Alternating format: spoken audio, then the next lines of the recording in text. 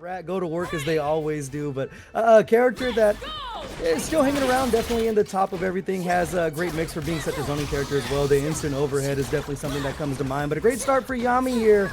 Bit of a drop combo, but you have Caitlyn back to the wall exactly where you want to keep her. There we go, bring him on down. And chat, I read all of y'all, even you guys on YouTube, like you, Joey Jojo. Crises. I don't know why I spaced on that. I've definitely said that word before, but Yamii has definitely picked up these confirms before as well. Going to get whatever finisher they so desire here. Going to attack back into the Teemo. Bring him down with a limit strike. Plant the mushrooms for the Okazemi. How are you going to escape? You don't. Yeah, it's such a song setup off of the limit strike, just being able to go directly into the mushroom super. And I mean, you guessed wrong, and then it opens up for all this as well. Incoming mix from Ahri here, but of course you can only block for so long, and that's going to be Warwick taken off the board here. Solo Caitlyn, something we actually saw a lot of combo breakers, a lot of people ending up with the solo Caitlyn. Definitely a technical character to try to mount that comeback with, but it looks like LupusTalbain not going to have the chance for it right here as we go directly into the S2 super for the kill.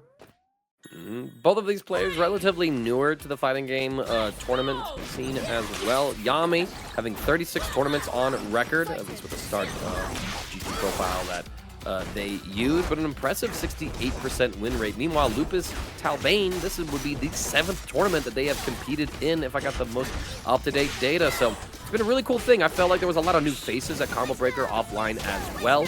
That, you know, especially with people like being unfamiliar with like, wait, how do I do my own controls and stuff like that? So either way though, Yamii off to a very, very strong start here. And oh, okay, Lupus adjusting, taking the throw second time around, does get a break out of Yamii, but forced the proc to break themselves. Yeah, trying to mash their way out of a bad situation. Warwick eating the brunt of the attack there. Now Caitlyn just getting clipped. Super unfortunate there. So this right here, I mean, it should be some form of Oki setup off the Mushroom Super once again. He's going to be looking for the limit strike a lot with his team. Yeah, kind of one of those teams that still has access to like really convenient routing in a lot of situations that gives them limit strike finishers that also lead to really good Oki, something that we've seen nerfed across some other teams or characters, like Ekko, for example. And I know a lot of people are clamming about, like, yo, this Ahri character, this Ahri champion. We'll see if June 9th has any sort of planned, meaningful nerfs for this character, if you even think that she needs or deserves them. But either way, Teemo's going to drop the shrooms, finish out the combo, and that is game 1 over to Yamii. Yeah, looking very, very strong. Just kind of putting LupusTalbain in the corner, keeping him there. You saw Warwick just really wasn't able to get the party started. A character that's had a lot of changes, you know, some for better or worse, but you can still really mash out that 5M if you try to get some breathing room and find a confirm off of that. But back to the wall, not too many escape options. So we're going to start things off with a 2-for-1 special here. It's a big-time opening, forced to use the break there to spare both health of both characters. Gonna let the darts kind of create the block situation. The JL from Teemo comes through, snipes out that Caitlyn. We have break available. Lupus holding on to it for the next interaction. Couple strikes here, but it's the high-low mix-up, and Lupus could have popped that push block right there as the mix-up was incoming to give yourself high-low protection, but missed out on the opportunity. Doesn't miss out on this Warwick coming through, but you are going to side swap, giving yourself more distance away from the corner. Stacking up on that Bloodlust, though. Not quite able to pop just yet. Oh, got caught with the 2H as well. Now Teemo's going to work here. So close to that Bloodlust. We have to live to see another day on that one. The 4-throw here coming back in. The mushroom setup. This is so tough to deal with because, as you mentioned, that high-low is just so potent as they get caught on the toes there. The 2M going to work. All the meter in the world to work with as well. So that should be a dead Warwick. Yeah, Yamii showed the high earlier, so made the immediate adjustment to go low. But again, Lupus, I think, had the assist cooldown available, so could have used push block to negate those high-low mix-ups, y'all. You got to remember, that's one of the stronger aspects of that push block. But, you know, timing it incredibly well is also important, since they've nerfed some very strong defensive aspects about it, like removing the ability to immediately parry after your handshake tag, which is a strong, or was a strong tactic, after using push block. Yamii gonna get the combo starter right here, putting Lupus into the corner. Yeah, so we set up another limit strike here. It's gonna be more Oki off of this mushroom super. I mean, why not go back to the worlds? We're working out this far. LupusTalbain been having a hard time navigating all this pressure and still just doubling down on it. The ambiguous high-low still coming in. And you just have to hold all of it, but the great defense there, just holding down back, worked out for him. There we go. We get the throw break just to keep the team together. Trying to handshake tag back and forth. The Caitlyn in the back gets sniped. We do get a short happy birthday. The break will nullify it. Instant overhead. Not much you could have done there except guess correctly on that block, but it can be very tricky as this short Yordle knows exactly how he talks. It's all people. Yeah, still building up these badges as well. See the Poison Dart line. It's going to make things hurt just a little bit more here. The right routing. This should be a dead Warwick. Orb Super. Gonna be picking him up as well. Oh, bit of a drop there, but happy little accidents. We find the reset that we have at home. Caitlyn back to the wall now. Solo character. Some meter to work with as well, but of course you got clipped. The Mushroom will be finishing this off here, and that's going to be a 2-0 for Yamii. Looking very solid. Painting the canvas that would make Bob Ross himself really proud of making happy little accidents into some beautiful confirms. To hide the shot and, you know, find mix-ups off of that. But on the other side, we have the tried and true Ekko Yasuo Freestyle, which we've been seeing since launch. So monyman going to get the classics working here. Ooh, and I like that. We had like the known counterplay to the Caitlyn traps, right? Trying to dash up, get the parry, but we get the roll through as well, using the Ahri assist to mix up. monyman holding on to that break until that moment, waiting for a break safe opportunity, right? Didn't want Shifted to just react to the break animation coming through. Oh, the parry goes wide. We're trying to catch something and there was nothing, and now you're catching this combo straight into the corner with you. Yeah, that's the power line of Caitlyn as an assist character as well. Just able to hide whatever mix you have. Even by charging the shot, it gets so tricky. And now you have to pay for it with your life. As you found yourself in the corner again. Bit of a drop there, but the happy reset going to work out here. Now monyman down, left to the Yasuo, back to the wall. Shifted sitting with that level 3 as well. So, I mean, no Fury close for monyman. Next hit might be disastrous. Oh, but the parry, catching on that Ekko assist. We let a bit of a gap in there, and now Shifted going to get the full pickup here, is what I would have said. Drops it, so Yasuo another chance at life right here. Might be playing for Fury, gets thrown. And that is going to be round 1 over to Shifted. Yeah, it's looking very, very strong off rip. You saw the puppet shot coming in from Caitlyn. It's a great start. Right there, you see the air dash as well. Just getting real busy with the mix, even rolling on in.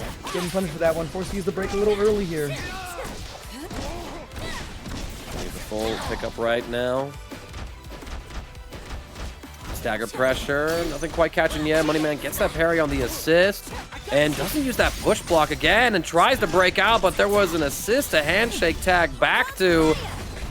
So now it's a full punish and pickup here for Shifted. Gonna get the knockdown with Limit Strike, set up the dart. Yeah, Oki's still so strong here. And just the stagger pressure from Ahri as well. Just throws off a lot of parry attempts. You saw one there. Got caught with the fireball. No harm, no foul, though, as you're able to pick things back up. monyman looking strong. Taking a limit strike of their own. And there's the lob setup. We see time and time again. There's the low opening things up as well. This right here should be able to take Ahri off the board with just 1 bar of meter. That's a huge start for monyman. All right. Blocks the Caitlyn dash. It's clipped a little bit, but nothing too crazy still. Caitlyn can be fairly dangerous in this situation. We block the high-low. Parry gets baited again as Shifted has noticed that monyman is pretty quick on that trigger finger when it comes to using that particular mechanic. So little bits of staggers here and there are going to do a lot to deal with that mix-up. The low comes through. monyman is going to be able to build Fury by the end of this combo. That's why you saw Shifted go for the reset to deny that extra burst break build, right? Like my Strive vernacular collided with my 2x KO, and then there was a second B letter, like the alliteration. They all conspired to make me trip up my words, man. I'm gonna get this frog out of my mouth as we get into the next round. Yeah, it's just been these delays as well. I mean, from Caitlyn, we saw multiple times there just charging up the S1 shot. Been so solid this far. And once again, another punish off of the roll. Not too close to breaking, able to sneak in a little bit of damage here for monyman before that green is on the board. And as soon as they got it, trying to save that Caitlyn for as much as possible. And now back to the stagger pressure going over the top. A bit of a drop with the tech, give themselves some space. Yo, and I mean, great piloting of that situation as well. monyman letting his assist character come through and tank the trap before they advance, but alas, another break is baited. Shifted should be able to find a kill here, I imagine, onto this low-life Yasuo. But no, we actually didn't go for any sort of additional follow-ups. We still find the hit as the meaty assist is going to catch monyman holding anything but down back. Back to the wall, see if they get some space. Little jab on the assist there, finding the cross-up. That's big. Look for the reset on that one. Coming back in for a second helping. It's not able to really get much going here for monyman, but as I speak, huge opening. Trying to build up some of the super meter here. Look for another reset. The clone going through. How do you do? 50-50 side swap. Now just left to the Caitlyn.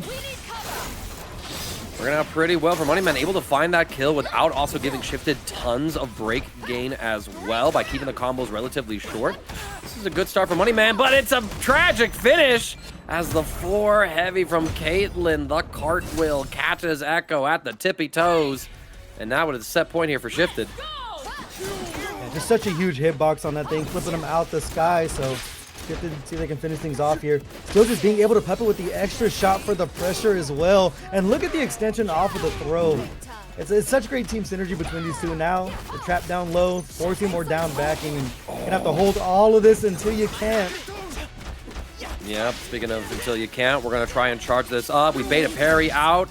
The break does come through from Shifted, just trying to maintain this momentum. monyman gets picked up and sniped with the wall bounce. That is a dead Yasuo. It's all up to this reset heavy Ekko with Fury to keep monyman alive in winner's side of the bracket. We catch a jump out attempt, I believe. And now does monyman take a full combo, or do we go for that same reset as earlier? Do we want to keep things a little bit different? The knockdown, tangle timeline, the parry into throw, Shifted! Yeah, looking clean this far. But Ekko exactly where you want him. Going over the top as well. The Fury coming out now. Still not over. It's going to be tough sledding though. An absolute mountain to climb. And now you just have to find your opening. This is the tough part. When you start throwing out the Aegis and the trap in front of it, your jump-ins become so much more dangerous. You have to worry about the 2H. Being able to pick up the Ahri though is huge for monyman. No super, so you are going to have to look for another limit strike setup. Oh, but look at that. With the backdash, Shifted tried to wake up with a parry, but the spacing on the time winder was not exactly meaty. So Shifted burns a bar meter with Ahri. He's going to lose this Foxy Charmer, and now it is Caitlyn stuck in the corner against the Time Master himself, Ekko, but who's trapped with who? It's a headshot! You can solid the op down long. Now you're just charging the shot. You're looking for Chip right here.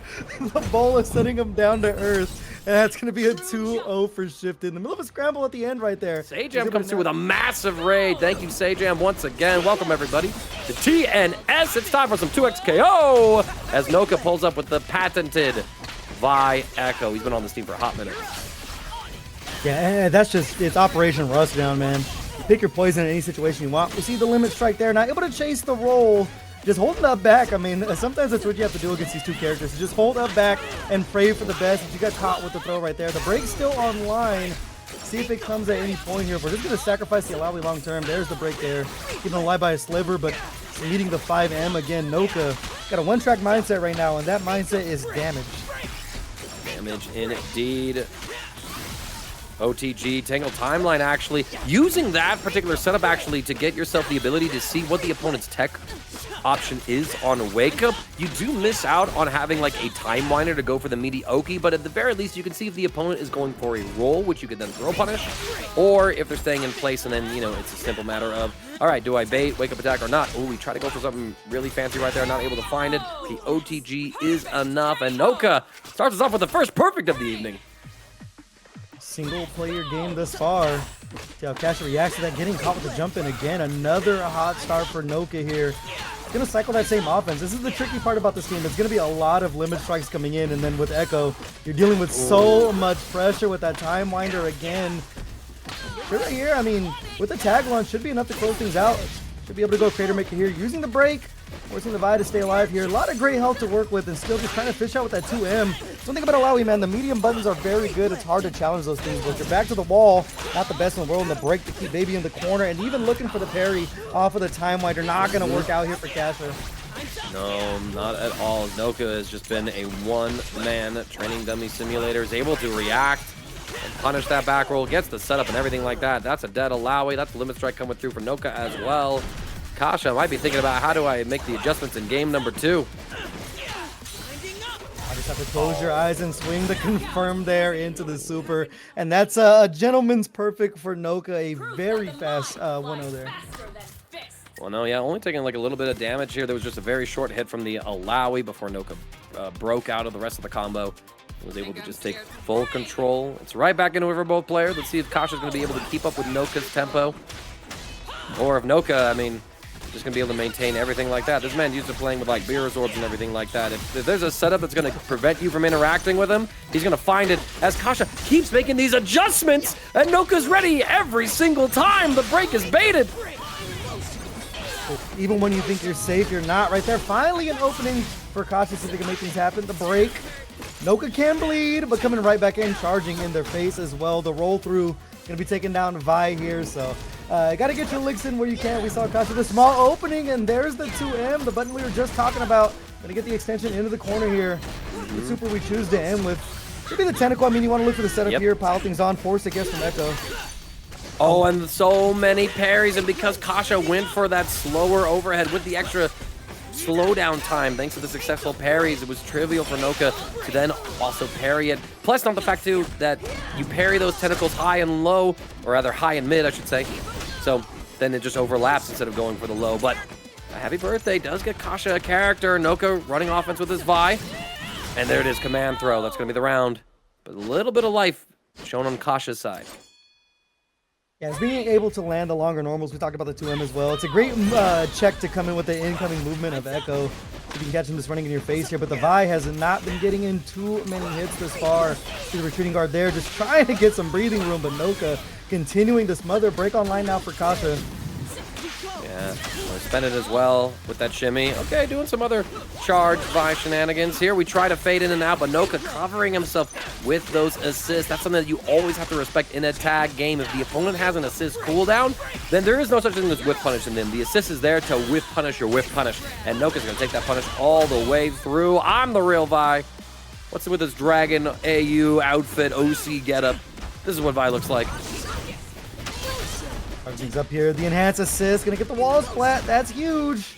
No corner carry though. No tentacles to do the heavy lifting, but the neutral jump is absolutely massive to get that break out of Noka here. Look for the parry again.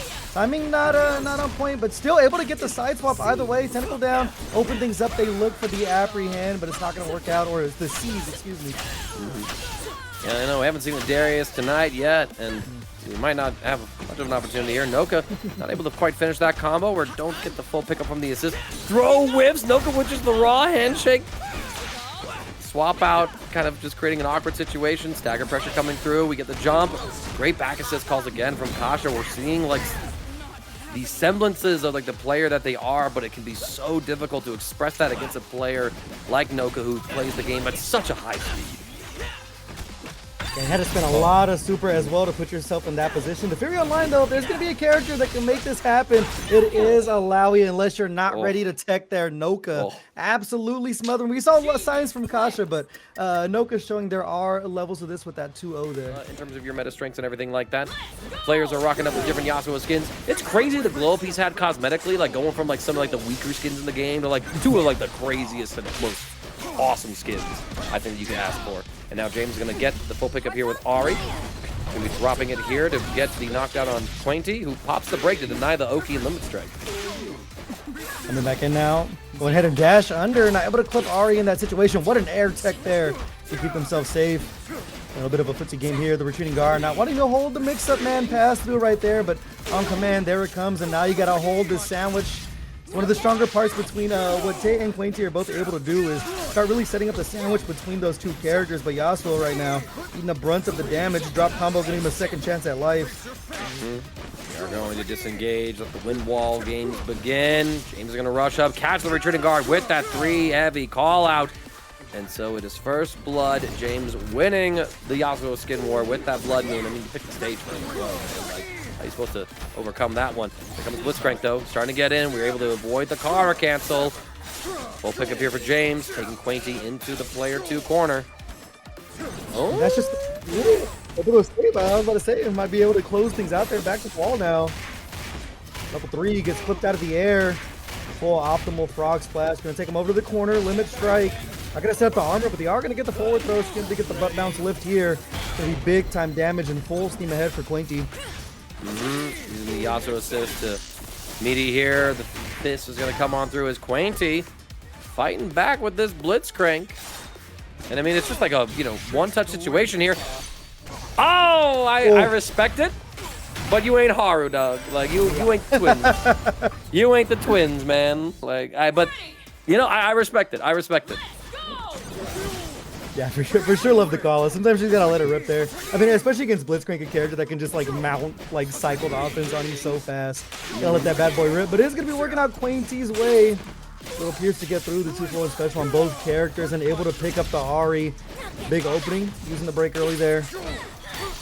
Empty jump, respecting the fact that there was a handshake tag. The parry against the Spirit Rush leads to a full pickup here. Quainty gonna get whatever finisher that they want here. Might be a reset with the Blitzcrank. Going for the side swap. Look at that, we're able to jump out, but because the Yasuo was airborne with that Gale Strike, if that's the right name for it, I don't think it is.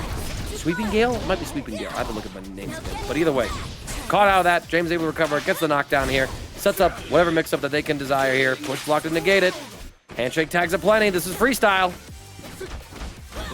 Stepping back in, putting themselves in the corner, but the parry gonna solve all those problems here. Ahri off the board with the quickness. Now left to the solo Yasuo.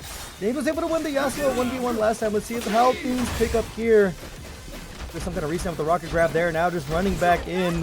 It's that patented Yasuo pressure. Can you block the cross up? The answer is no. The break there. Oh, things get a little tense here. We do get the throw. Quainty can end this however we want to. We're going for the Nikki Nato setup right here. All time guaranteed. Tag launcher into the Blitzcrank. Side swap, but we put him right back in the corner with the limit strike. Looking for an air jump as well. Wanted to call out James seeing the jump to bait throw and then jumping into that command throw, but James just stayed on the ground, avoided all of it. Drops the super assist, get some damage here. One more mix-up, one more hit. Not even necessary as we get the double super setup. And now it's a 1v1 Yasuo's only, bro.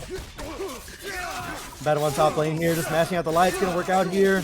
Not close enough for the Fury for Quainty quite yet. See if we spend the super just to get our damage in now. Red bar online. Gotta pop that bad boy out. Ooh, but you're too slow with that particular option. Fury is spent by both sides. The throw comes through for Quainty. It's gonna be enough to get the kill. That's a game 1 victory over to Quainty. Trying to get the first win in a 1-2 set against James. Lest we forget. Yeah, looking very solid this far. There was a lot of big bets on the command throw attempts there, but that's just the grappler's conundrum. Sometimes you gotta risk a whole lot of your health bar to really start mounting the guesses with the command throws. Well, the pass through there, able to get a whiff punish. It's a great opening for James here. The freestyle as well, you're gonna be able to get the side swap with the Ahri. This is huge. The break there, still back to the wall, but able to jump out, closing their, covering their bases with the rocket punch as well. Just get the space, building up the steam. Ooh, unfortunate. You got the pickup with the Yasuo, try to get in there, but then it just worked out as a draw opportunity for Quainty.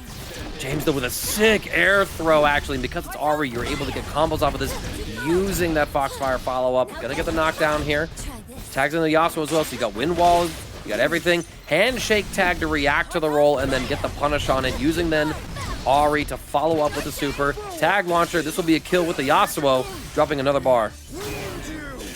Yeah, it's one of those situations where there's just so much on the screen, you really are guessing on the next interaction there. So now left to the solo Yasuo. We saw James in the situation before, able to make things happen, but that's a great opening for Quainty off rip here. Maybe looking for limit strikes more than likely. Just, you know, try to build up this meter as much as possible. You really want to search for that level 3 so you can start putting in big damage. There's the super assist to cover their tracks as well. And now the happy birthday with the level 3 sitting there. The staggered pressure so potent from Quainty. One character down, and you cannot afford to get clipped if you're James.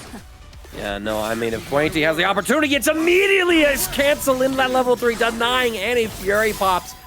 Just dash up, go for the cross up in a situation where James has to be like beyond ready for it. Like, you have to read it in your soul and realize he's crazy like that. He's just gonna do it. Worked out from here as we get into round number 2. Forward throw there, gonna get the extension off the puppet. That's huge. Limit strike coming in again. Oh, the retreating guard, perfectly timed to actually avoid that 3H, which could have punished it. We're trying to get in there, using the puppeting to keep Yasuo close. A couple of strikes, we mash out on the stagger this time. James gets the 2H on Yasuo, empty jumps once we see that the handshake tag did come through. Mixing up the Blitzcrank, sets up the puppeting, multiple overheads, good defense from Quainty until the throw comes through, but fairly minimal damage. But still, James getting the knockdown now. Wing wall set up as well. Now the wrecking ball. Flipping them, not have to deal with the mix. Sometimes when you see that wrecking ball just hovering, the best thing to do is just backdash and wait to see what the actual point character is going to be doing there. James keeping their head on a swivel here. Going to cash out the damage as well. I'm gonna go directly super into super here, gonna take the extra damage on this route for the kill. So very optimal there, not spending all 3 bars searching for the kill. Solo Blitzcrank and almost 2 fully healthy characters for James, and that's a huge pickup as well. Speaking of having 3 bars on deck, man, you got it right here. You look for the reset or some kind of stagger, not gonna work out. However though, sending Blitzcrank back to earth, able to pick things up where you left them off, and that's gonna be the kill. Yeah, and James just keeping things as simple as possible to the end there, going into the super, which also doubled as a Fury denial option, though Quainty would have to be built kind of differently to go for Fury in that particular deficit here, but Quainty has the next corner pickup right here. He's going to get the full combo and has the Blitzcrank assist, so we're going to see the restand, going for some kind of mix-up here, not quite able to catch. Push block at the perfect opportunity, actually create up space for that throw to whip. Handshake tag, everything comes through, and at the end of the day, it's Quainty getting a whiff punish onto James, and that is going to be a dead Blood Moon Yasuo. Now just gotta close your eyes and swing in the super to make it sweeter, building up the steam as well. Little 2-for-1 special there. Solo Ahri.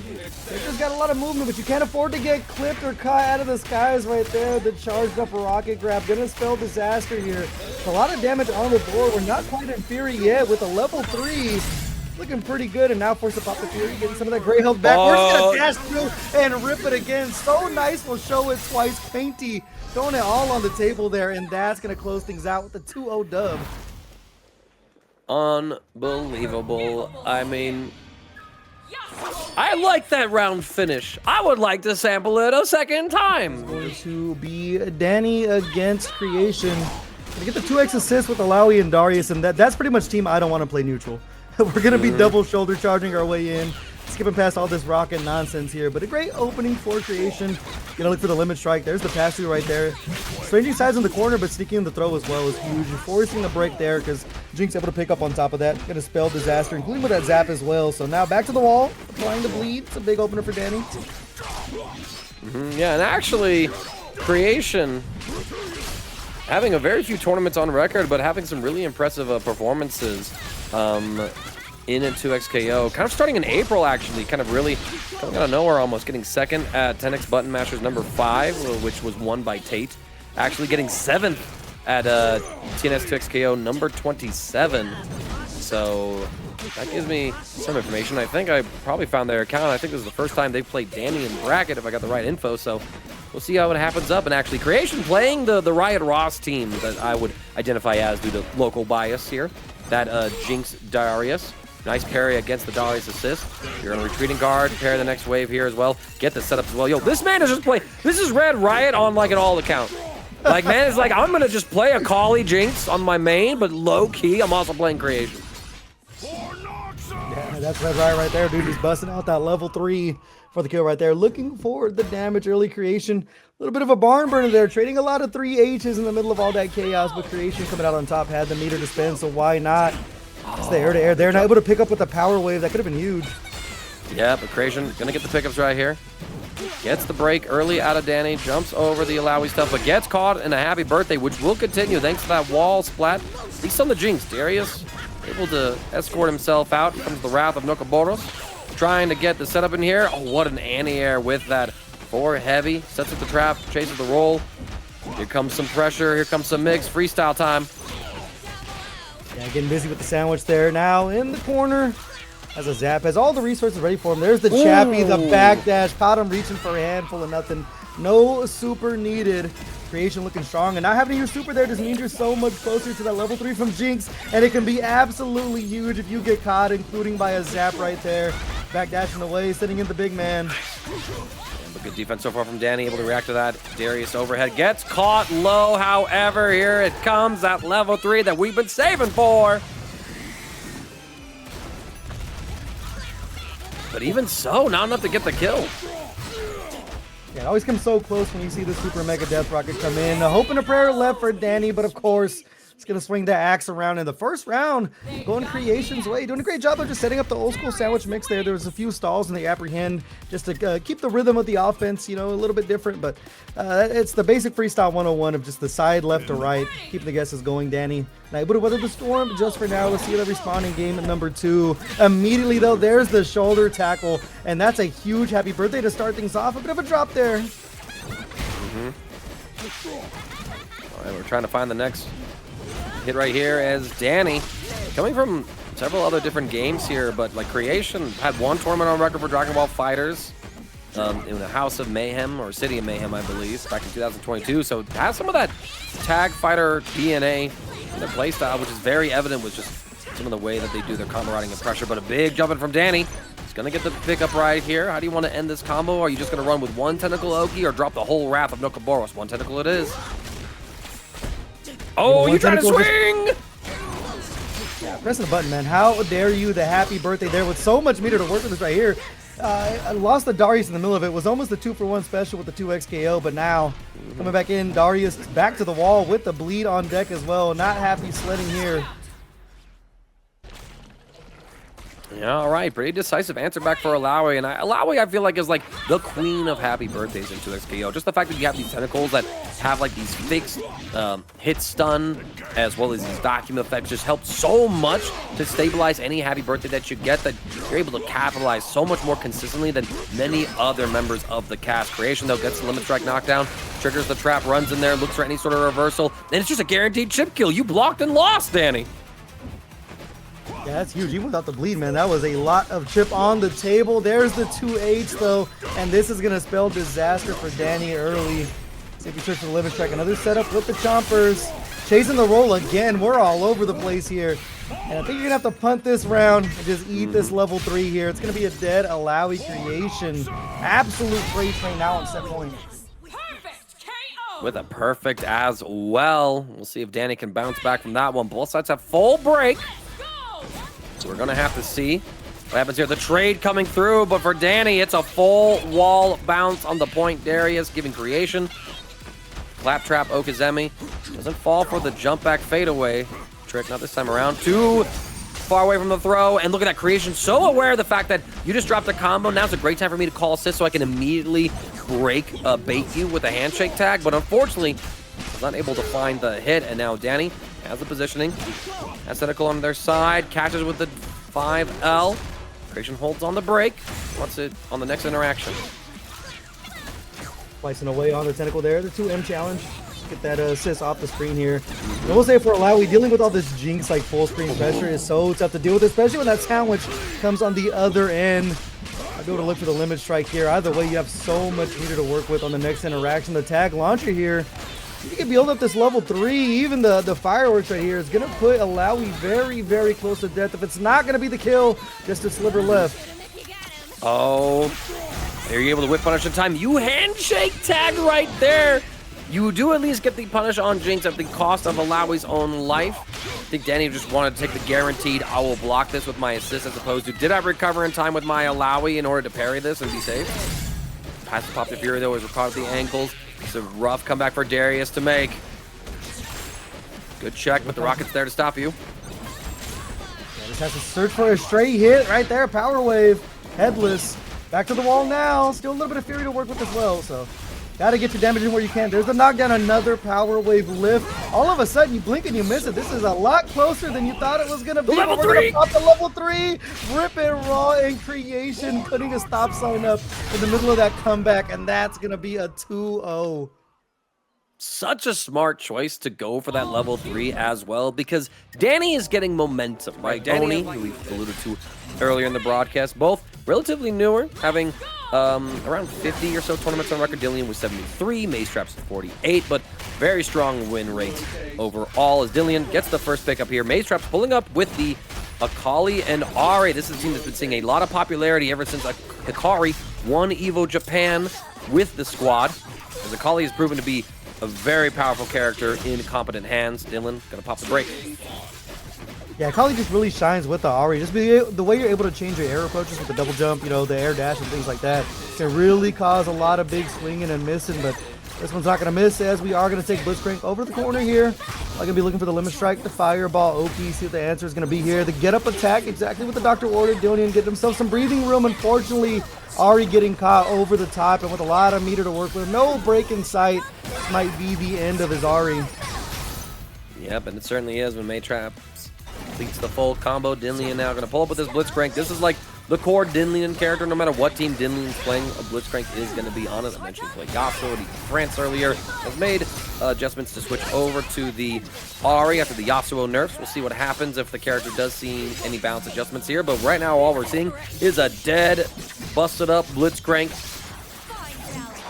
Yeah, Mazetraps just getting to work here. Dude, it's just a lot of back to the wall. That's the tough part for Blitzcrank. You know, not too many options. We saw the get up attack to try to escape, get some breathing room. Lost to Ahri in the middle of all that chaos. So Mazetraps, the offense just looking a little too hard for Dylnyan to deal with here. See the jump through and still able to cover his tracks. The 2H though, big opening, and we're going to swing for the other character as well. Yeah, we got a big hit with that jump normal, but that 5M from Blitzcrank not long enough to actually connect with the combo. Mazetraps gets a happy birthday, and I feel like Akali is another character that has really good happy birthday routing overall, or at least it feels like her tendency to get happy birthdays just isn't really matched by any other character. Look at this damage that Mazetraps is putting down. Oh, we dropped the combo onto the Blitzcrank. The point Ahri still under duress. All these supers, not quite a TOD, but the kunai spelled defeat. Okay, the Razuna drop as well does not scale at all. Surprised that wasn't the kill there, but now Dylnyan answering back the break there. Put Blitzcrank closer to the corner. Now it's just about finding that opening, the 2H there. Gonna pop the Fury. Good spot to do it. A lot of great help to work with, but now you have to weather the storm of this duo. As you mentioned, definitely becoming one of the stronger teams in 2xKO, and you can only block for so long as they go over the top, and that's going to be a dead robot. Mazetraps has just been smothering. Absolutely smothering right here. Mazetraps taking short work of Dylnyan in game number 1. And yes, Meteorite, I see you asking this on YouTube. Ahri does have lower than average health. She has like 950, I think, after the most recent set of nerfs to her, which was like 2-3 patches ago.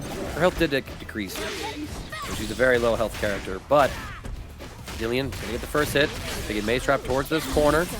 Gets the limit strike just as we get the burst out, and that leads to a punish. Oh my goodness. Orb super getting some space here. Slinging the Blitzcrank, getting caught. Gotta watch the back of your head on that one, and now in a familiar position. The empty jump low. Great opening from Mazetraps here. And Akali, another character too that's so good at just building limit strikes as well. Definitely a meter monster when you start setting things up. And this tag launcher gonna set up an entire world of destruction. You saw the reset there and the parry attempt coming from Dylnyan. Not gonna be the right answer though. And now, I mean, even with the extra Blitzcrank health, this might be the kill here. Spirit Rush Super, it's gonna take out the robot now. The solo Ahri. Coming on in, and some chatters on YouTube and Twitch have caught me. I had the wrong number in my brain. Ahri used to have 950 HP. She now has been nerfed down to 925, so thank you all for reminding me. I got the wrong number stuck in my head for the lower end of it. Some other character, I think, went down from 975 to 950. So I think I just crossed that up with Ahri, but Maze not crossing up any of these inputs. Dylnyan holding on to that Fury. Level 3 is going to be dropped by Mazetraps. I think this is either a pixel or death. I'm going to vote for death here. That's how I'm spending my Will of Kill tokens. Hey. Yeah, gonna get paid out. Yeah, I mean, this duo, for being as hard as they are to get a hold of, just because of the movement as we were talking about before, can really pile on the damage. Get a lot of mileage out of the tag assist there. There's the air. I mean, the rocket grab. You get a good start here for Dylnyan. It's just, can you keep Akali in the corner? Been able to escape for free. The reset there. 5M not going to scale at all here. Now the handshake tag coming in, going to take the extra damage on top as well. And with the puppet, oh, I was going to say you should be able to get the kill with Blitzcrank. Unfortunate drop. Yeah, but it doesn't necessarily matter. Dylnyan does find the next hit. That Akali is eliminated. Here we go. It's going to be the Super Spirit Rush pickup here to put Dylnyan in the other corner. One throw, and you got the OTG from that Super Akali assist, just enhancing the reward Ahri gets. Dylnyan is going to pop that break, does not want to give up any more momentum, and we'll start regenerating some of it too. You're going to get a couple of touches on Mazetraps that will end in Limit Strike, either with the Ahri or the Blitzcrank. So I like that break right there because you're going to regenerate that resource. Most likely, if you're able to stop this 1v2 comeback from happening, Mazetraps drops the full combo.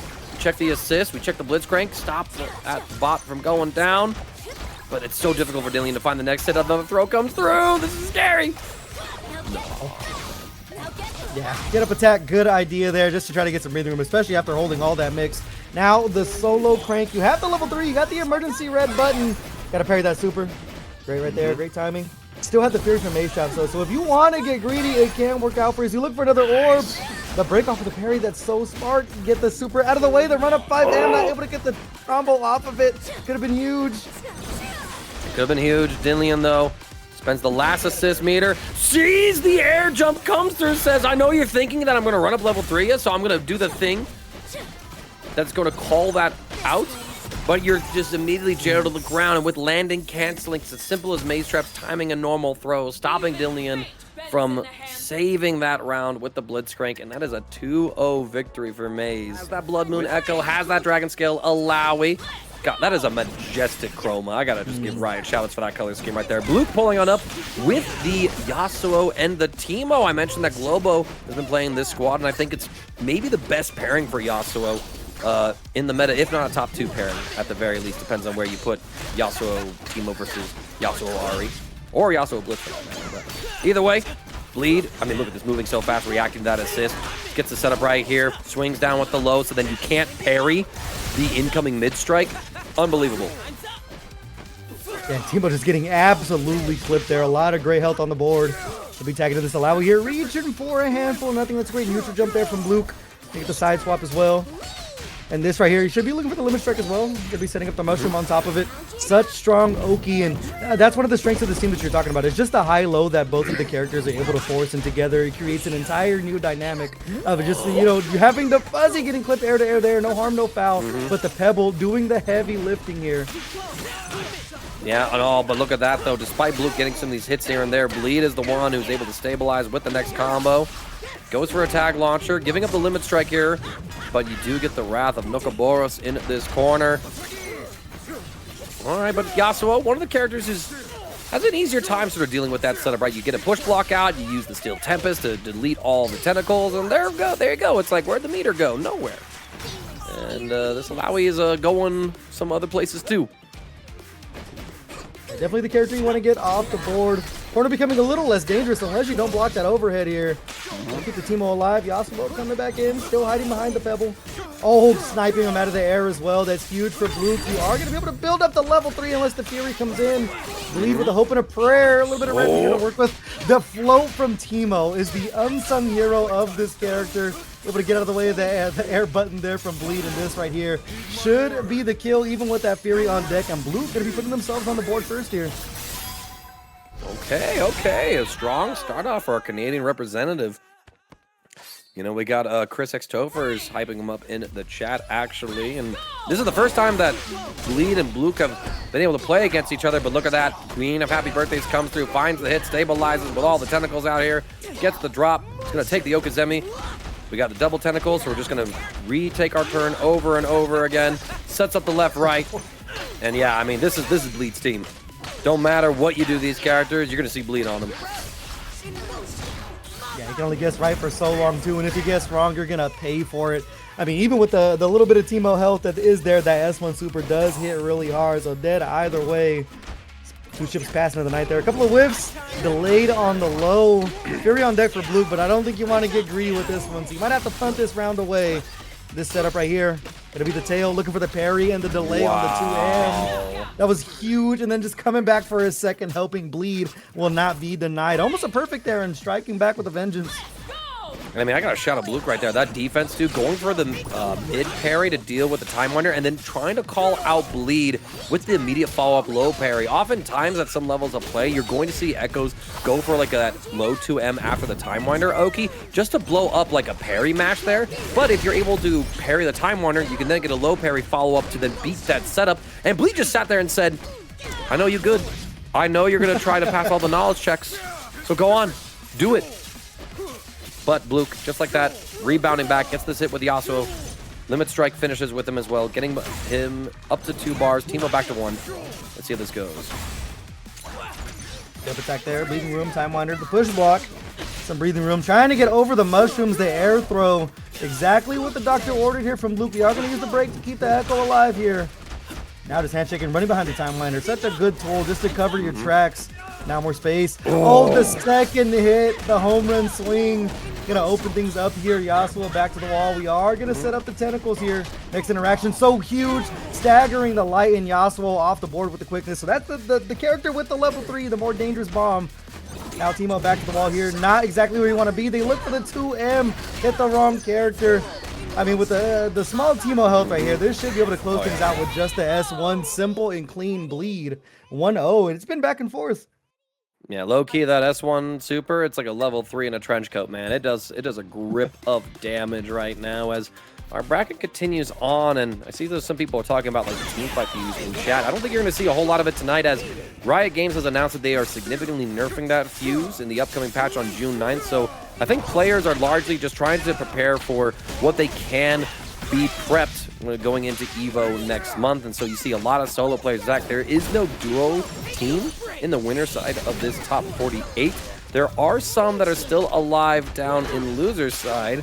And by some, if I'm looking at this correctly, I mean one team that's a duo. So lets you know kind of where the meta is at, or at least what people are playing on this current patch. We'll see if some teams want to show up and try to make the teamfight fuse work out. Blook trying to make this combo work out. Tagging back into the Teemo. You do have whatever finisher you like. We're going to pop the mushrooms. I think we're going to see tag launcher into Yas. No, double super route, excuse me. I got my routes crossed up, and Blook takes down the Ekko, holds positioning so that you're right next to this Illaoi on incoming. Yeah, 2 characters on the board. Still another great opening. Just the butt slam downward. What kind of opening they set up here. We'll pick at the launch with the Yasuo as well. This is huge. A lot of damage. I don't think Bleed's going to be getting greedy this time around with the Fury unless something drastic changes. We get the Mushroom Oki coming in again. Oh, the forward throw. That's going to be it right there. And Blook back. Oh, never mind. I spoke too soon. Oh, no. I mean, this would be one hell of a comeback for Bleed to make. Yeah, there we go. The Teemo parachute able to just avoid some of those very safe jabs from Bleed. And Blook, yet again, taking another first round in the games, but it's the second and third that have eluded them so far. Bleed's going to get the first hit, take Blook into this corner, drop the Tangle timeline.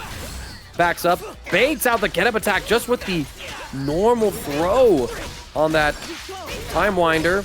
Keeps both characters outside. You get all this damage that you just cannot break out of, and by that point, just let the Teemo go. Yasuo in a 1v2. See if Blook can make it happen here. Still has the back to the ball. Challenges with the 5L there. Great opening just to get themselves out of the corner of nothing at all, so...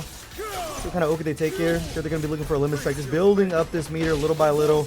Win wall, and they're able to chase the throw as well. So, I think coming up Blook here, the get up attack made it out as well. Of course, he's a break, keeping the Ekko healthy. The roll through the pickup as well. Now going to be back to the wall here. There we go, another Tangle timeline knockdown. Bleed trying to just keep Blook guessing by changing what setup you go for. Previously, it was several backdashes into horizontal time winder. Then it was a more traditional down time winder to toss upwards. Catching the Yasuo as Bleed takes a very decisive round number 2 here. It's set point for Bleed. But can creation, not creation, I'm looking down later at a string. Blook make any sort of comeback right here. As you were mentioning from Blook, that second and third round just has been eluding them, but they're going to get off to a hot start.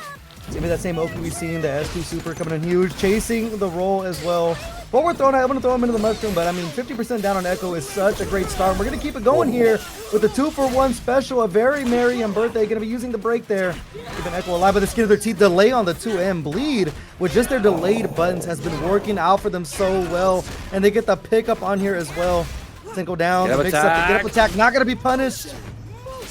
Not quite. The jump in, though. The 5M just too stubby to actually reach and confirm. Illaoi lives to fight another day. So does this Ekko, but we bait the get-up attack. Interrupting Bleed as he tried to swing out after the get-up attack was not successful. But yeah, I know you can't do that to Bleed. Bleed is aware of that layer 1 shenanigans. Always going to be pressing something like that. And we got tons of tentacles here to extend. Air throw reset. Classic Bleed play. Forcing the 1v1 with this Teemo and Illaoi. Trying to intercept. Counter hit though. No confirm there from Blook. That could have been massive. And yeah, you can't use that at neutral either. Bleed's going to be ready. The pressure going here. There's the C's. My beloved. And with the level 3 as well. Teemo, small health. Oh man, this might be all she wrote. I think that's going to close it out. And it should be a 2-0 going Bleed's way. That second and third round still just avoiding Blook like the plague.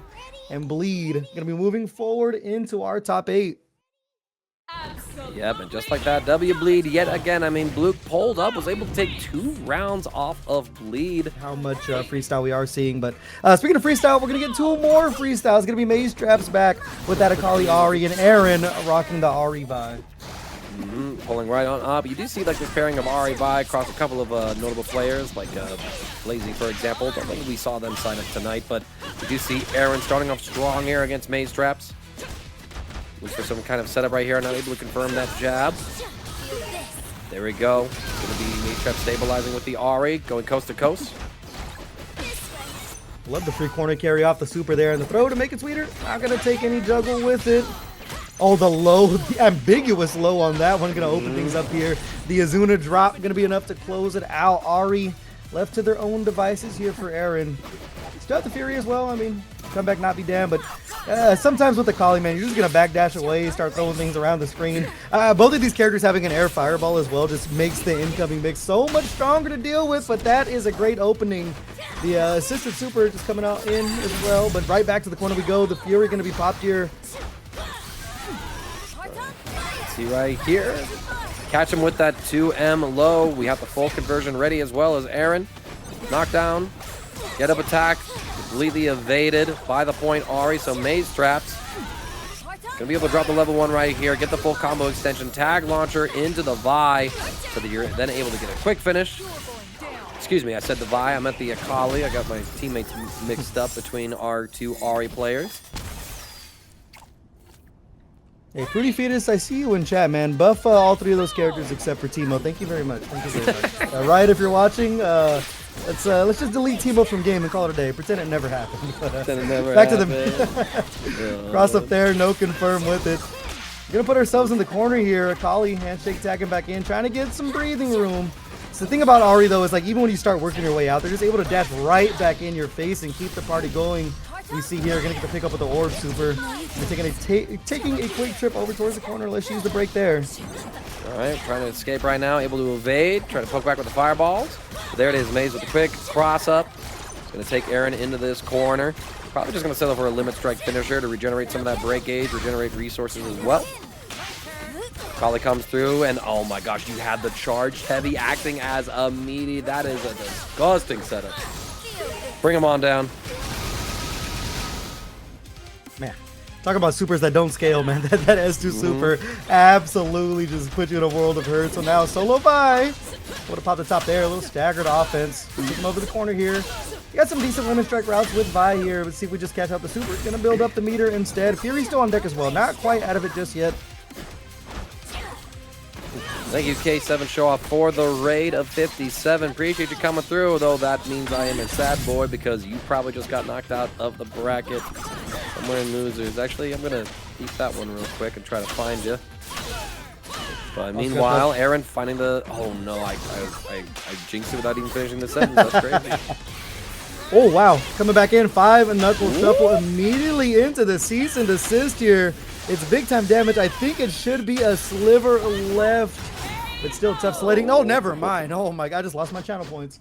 You just lost your channel points. You forgot that the Akali is also a low HP character. That's the one element about the Akali and Ahri pairing. Very low HP characters. You got tons of hypermobility, but if you are able to catch them, it is a pretty trivial manner to get the kill, especially in some of those edge case situations. Mazetraps though starting off strong here.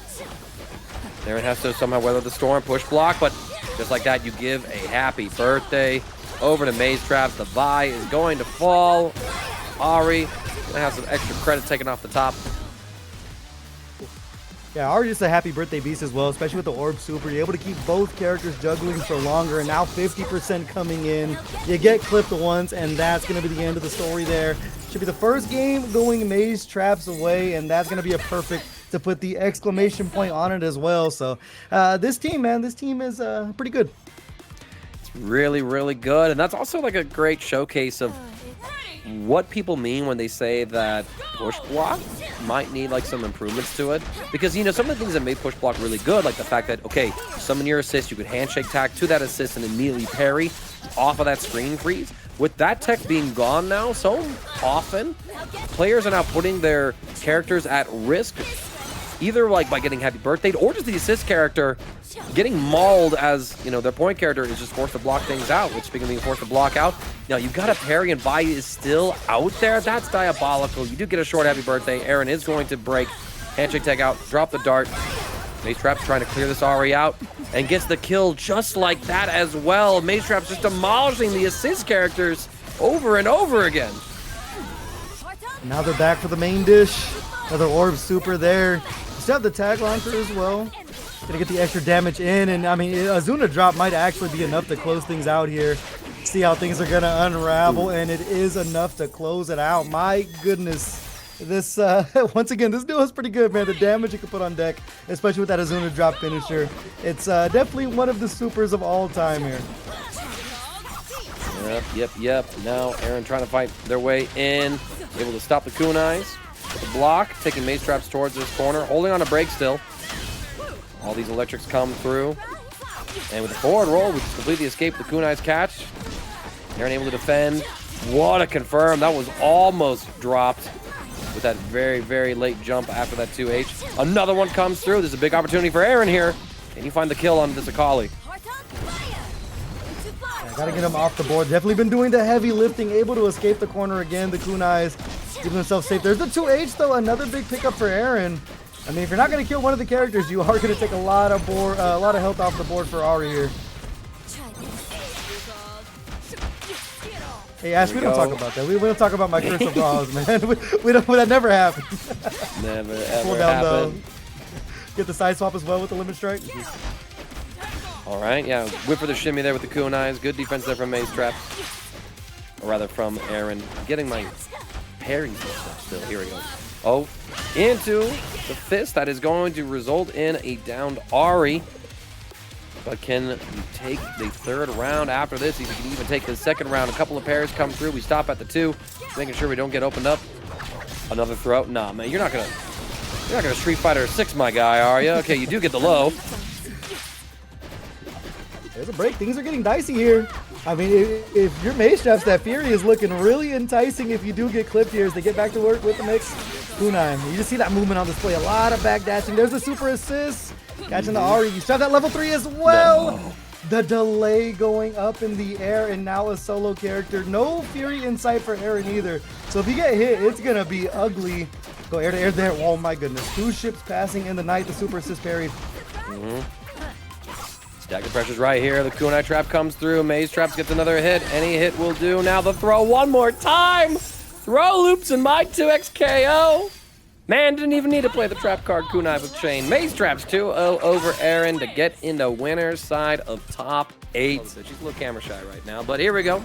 Looks like Galladiated was able to take the first round. Also one of the few players that you would see at this stage of the bracket that's still rocking that double down fuse.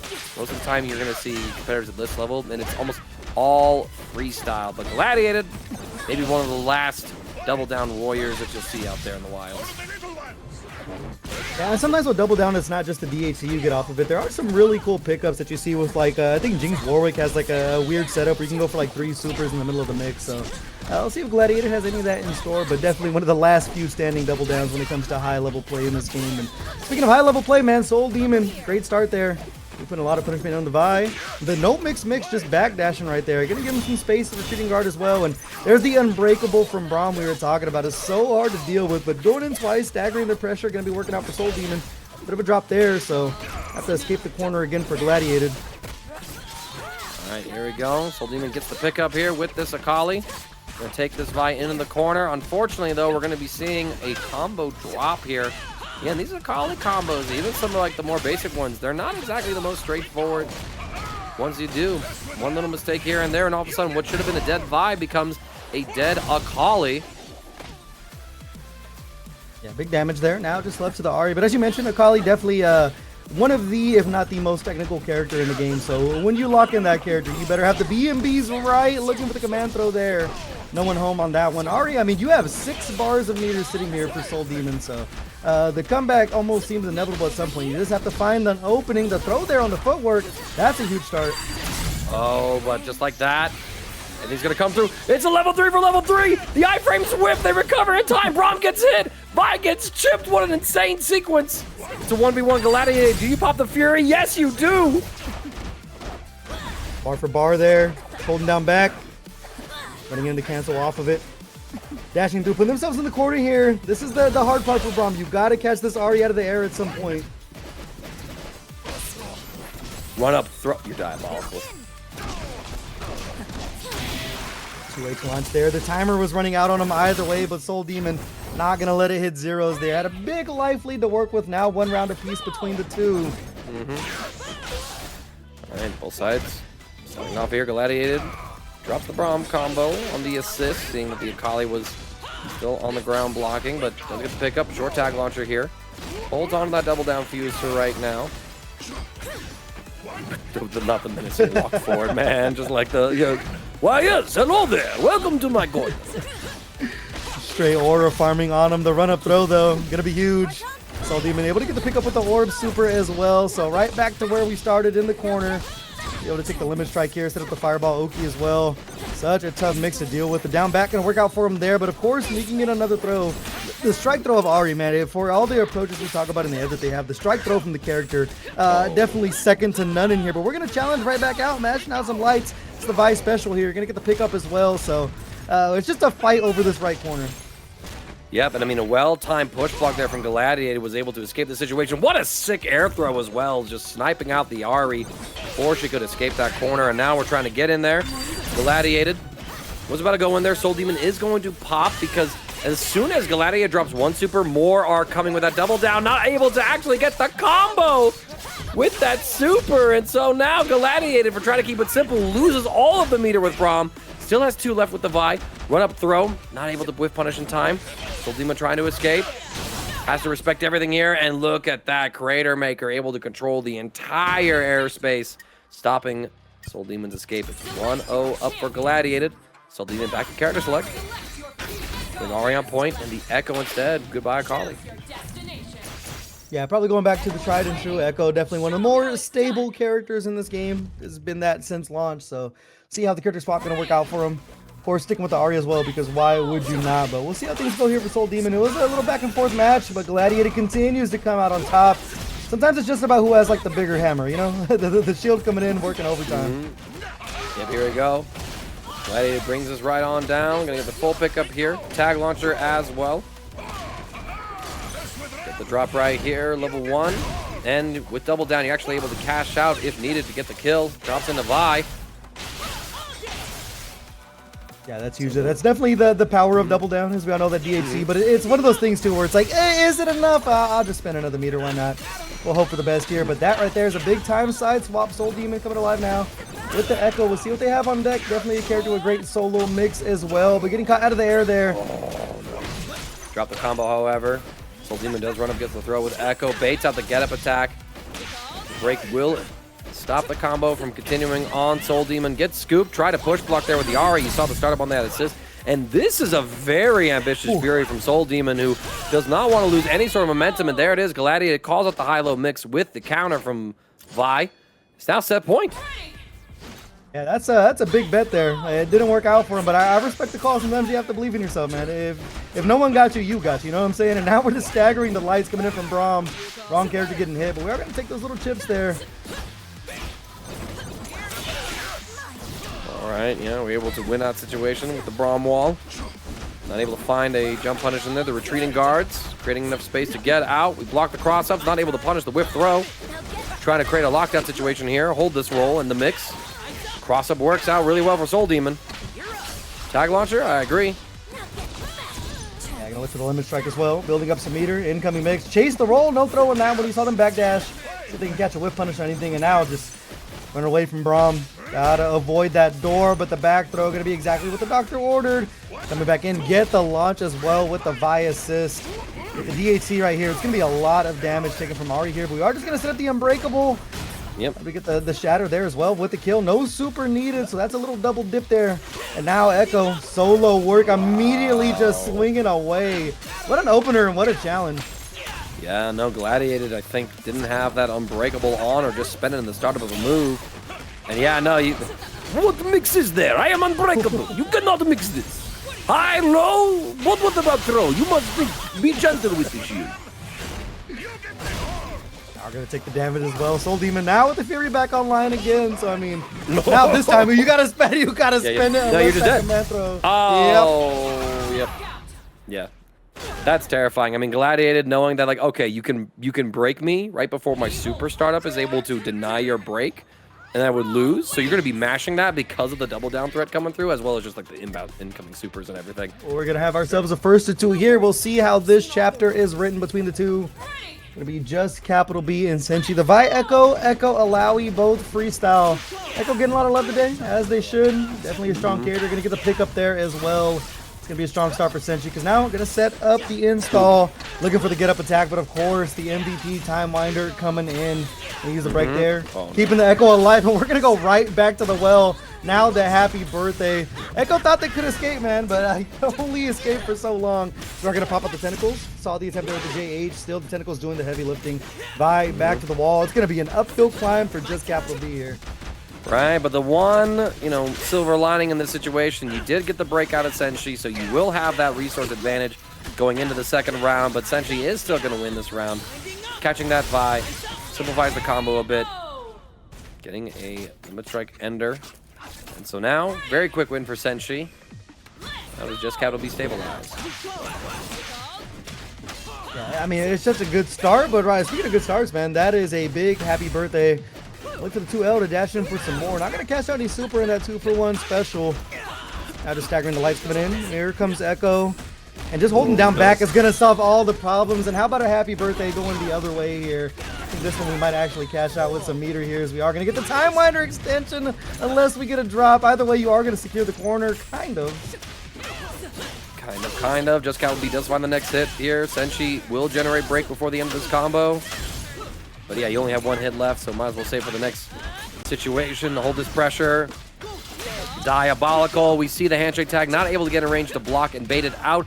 But because Ekko stayed out after the break, there was actually a happy birthday threat. We didn't fully complete it. Level 3 comes through, catching both!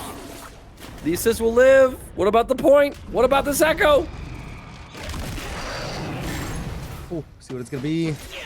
Still alive. I mean, almost equal health for both characters. Going to get a little bit of the gray back on Vi here. But Ekko off the board with the quickness. No Fury in sight. JustCapitalB going to have to do this on their own merits here. You have meter to work with. There's the counter, and that's going to be Ekko taking off the board with the quickness.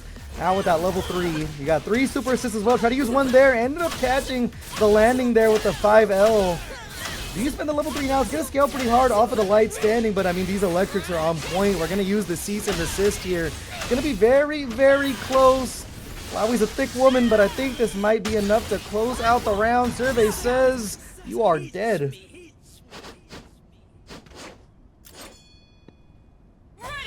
All right. Fighting back, JustCapitalB takes us to a final round situation. Standing there for a moment, just like trying to say like, no, I swear my controller's DC. Just kidding. But Senshii says get those pranks out of here. We'll take the full knockdown into the corner now. The SP super as well. Able to chase, able to get the roll as well. So death from above. JustCapitalB striking back here. The break on deck for Senshii now. Not gonna use it just yet. Gonna eat the limit strike.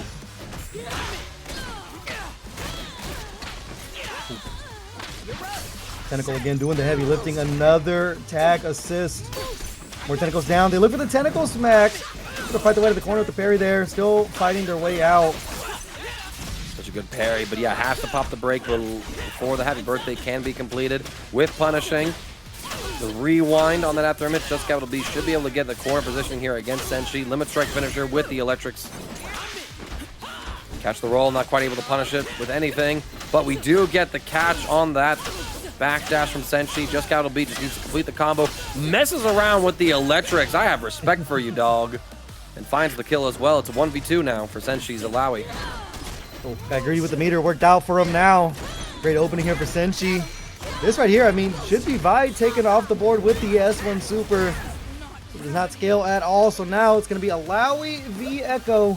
Still sitting with 6 meters as well for JustCapitalB, so that emergency red button is there if the block string is not tight enough. That's a huge throw. Speaking of level 3s, we're going to rip it here. It's right here, 50% on the board. Could be close, but I think this might be enough to close this bad boy out. Oh, no, a chunk. A little bit of a chunk. Drop the super assist right here. Senshii just jumps right over it. Calls back on the assist. Tries to go for a walk back shimmy. Still within Ekko's throw range, unfortunately, for Senshii. So JustCapitalB will take game number 1 here. And keep in mind, at this point of the bracket where these two are playing in, the winner of this still needs 2 more sets to get in the top 8 loser side. Like, this is... We are deep in the trenches, chat. I need you all to understand this. Yeah, I think the winner of this one is going to be playing against the winner of Dylnyan and James 06. So it's like pick your poison on that one. But Senshii, great start here. Set up the tentacle. All staggering with the 5M as well. That's huge. Breaks on deck for CapitalB. Just going to hold on to it for now. The tentacle smack coming in. And you're going to have to punt the character there. No break. Ekko down to the solo work. Yeah, that'll have solo work. Overhead will connect though. Just too much visual clutter with the Illaoi backup. Knockdown. Tentacle not triggering on the limit strike finishers now. One of the nicer bug fixes for Illaoi in recent patches. You're going to get the full extension right here. Drop it. Use the level 1. CapitalB going to hold on to that break for the next round as Senshii gets almost to perfect. Just a little bit of damage on Illaoi. Yeah, the gentleman's perfect there. And Senshii now, I mean, really coming alive. That was such a great round for them. See if they can keep the momentum going here. Oh, the dash through cheeky stuff with the time winder and the footwork behind it. Getting close to the corner here. The 2L trying to sneak a little extra damage in with that mix to get up attack though. Get some breathing room. Well, the 2M reaches. We're going to pop the break as well. Oh, not quite able to reach with that vault breaker. And so now it's just a little bit of neutral battle right here. Time winders are being thrown around. Trying to intercept. Now Senshii's the one with the setup right here. Goes to the Ekko mix. Gets the cross up as well with that roll. Taking advantage of that gap in the tentacle. A little timeline for the Okazemi. Chases, but no confirm. That's a big opportunity lost as the pickup goes CapitalB's way. Yeah, unfortunate there. Now, it's going to be a limit strike the other way. Good old install lob super parry right there. Great defense, still blocking away. The Illaoi getting swung on. No harm, no foul until it is Ekko. They'll be losing their life there. Solo Illaoi have the Fury as well. Things get dicey here. Gonna backdash away. Now it's time to put the projectiles on the screen and play. Run away from Illaoi, but getting clipped there by the time winder. S1 super to seal the deal. 1v1 now. Senshii trying to even the score. Jump in is going to be the beginning of Senshii's pressure. We got the Ekko in place. Push block though. Empty jump.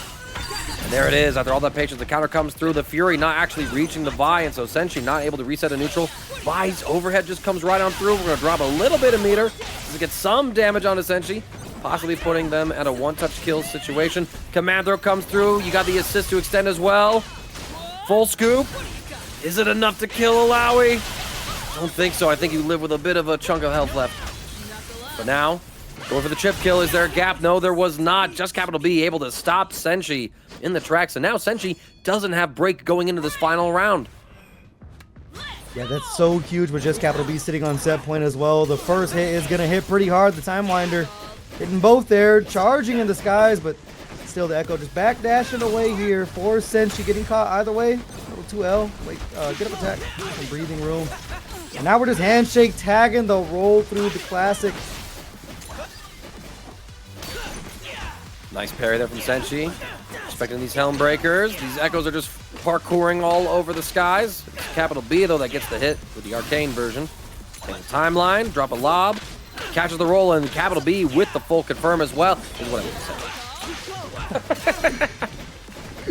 Bit of a drop there as we try to cover our tracks. Great health coming back for Ekko. So now you just want to do that backdash. You want to keep him with as much health as possible. We're just going to send him in though.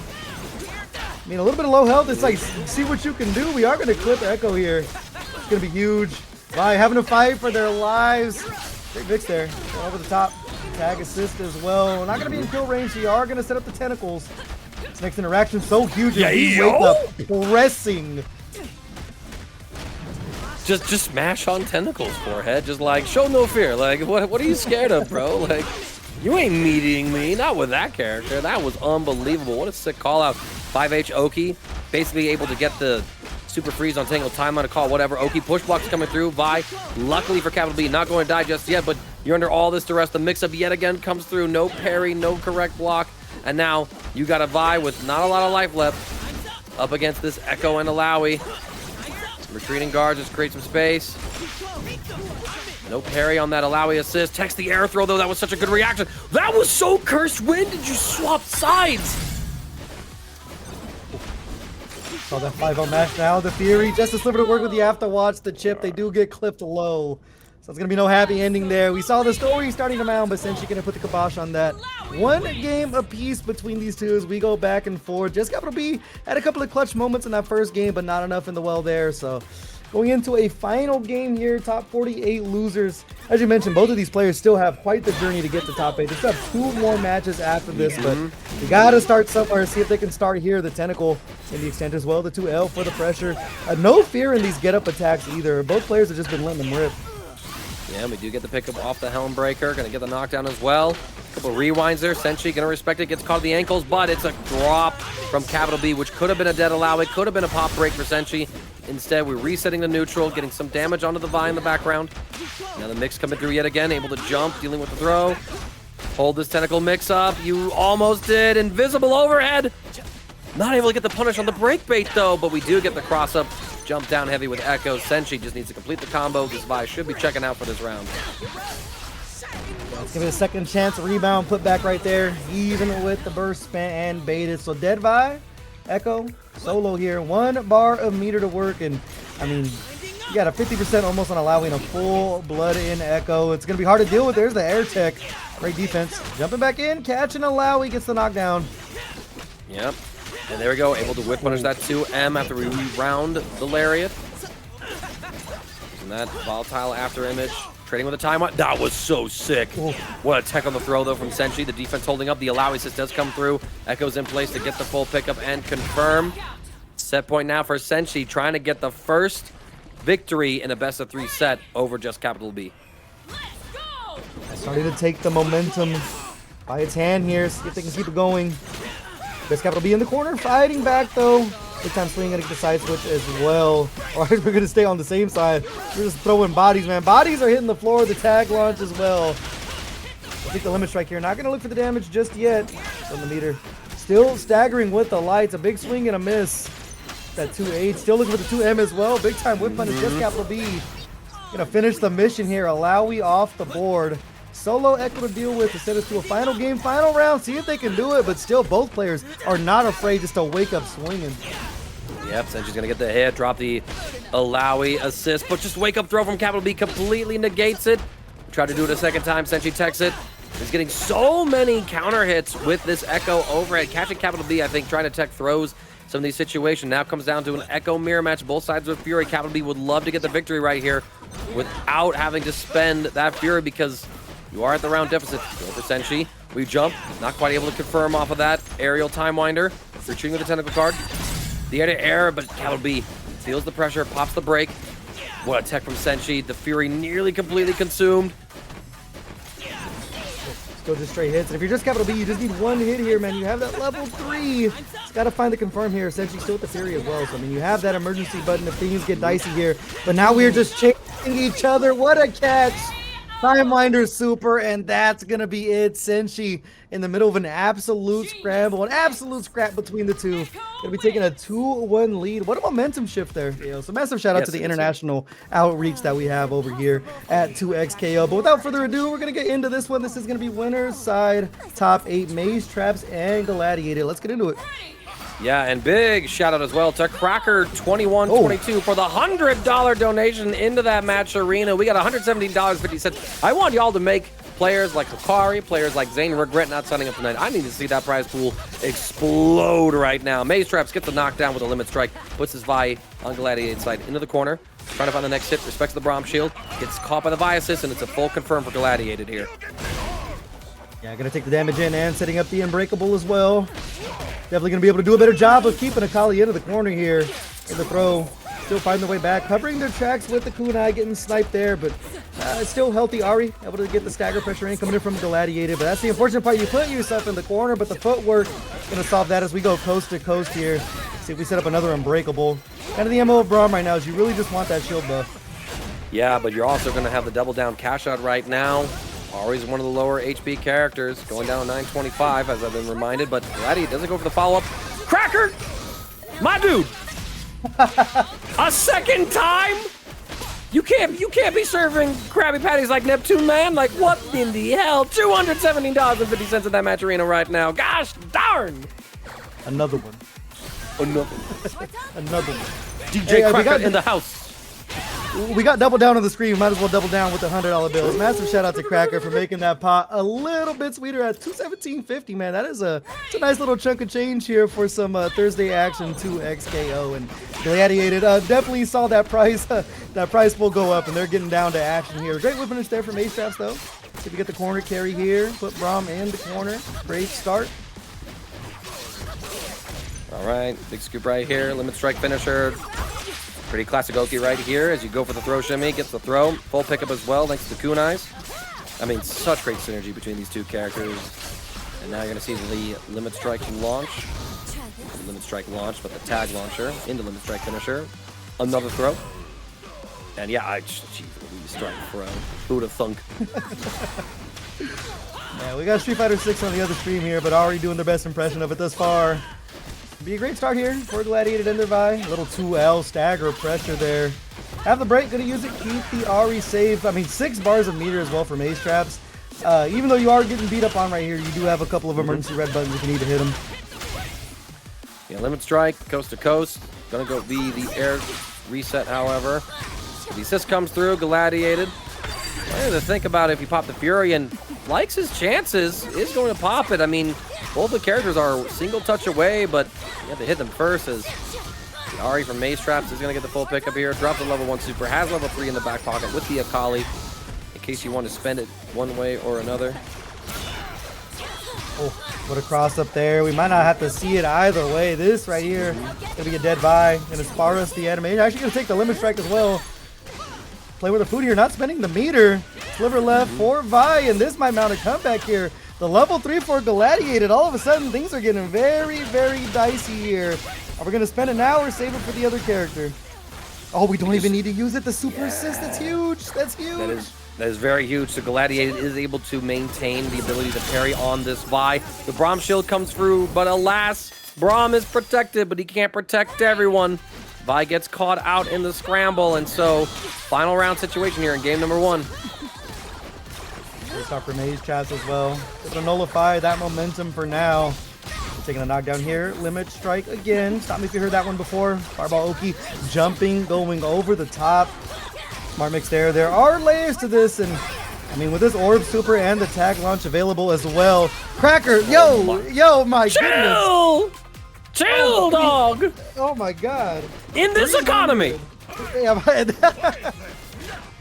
what did you win at Combo Breaker? Were there side bets going down? Where's the funds coming from right now? But massive shout out to Cracker. Going to be bringing us to $317.50. They're loving their action they're seeing right now. It's Gladiated. Going to sneak in that command throw. That's big time. Unbelievable right here. Galladiated in the 1v2 with the Braum. Gets the super assist with the Vi. Just has to drop the level 1 as well to get the kill onto Ahri.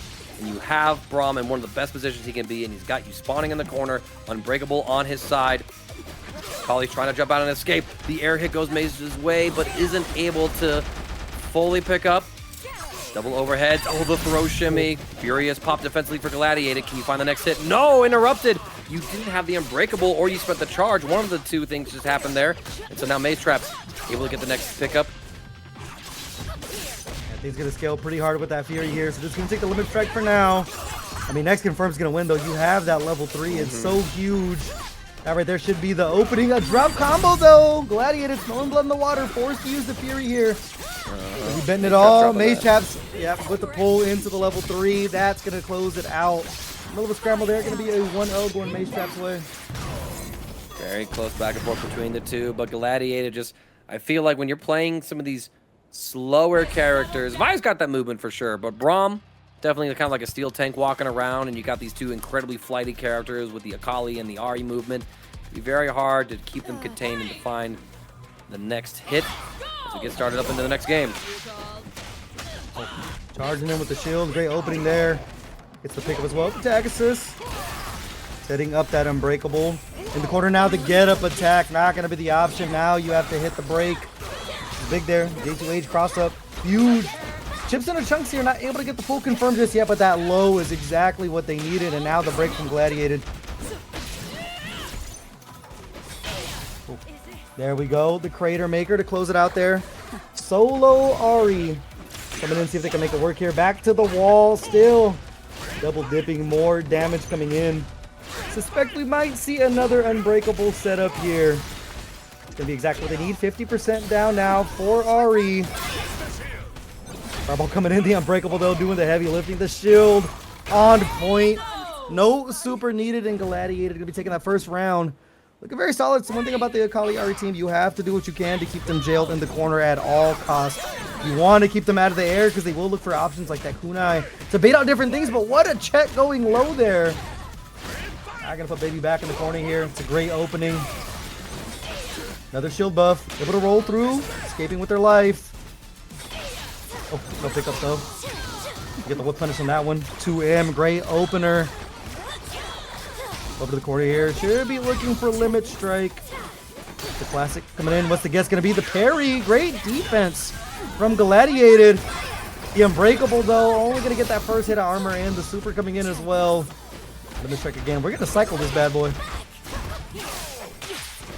Oh my god. I ain't blocking that one, man. Oh my goodness. The jump in is low. Now you gotta deal with the orb. There's the unbreakable. Like an offensive tackle right there. Looking solid.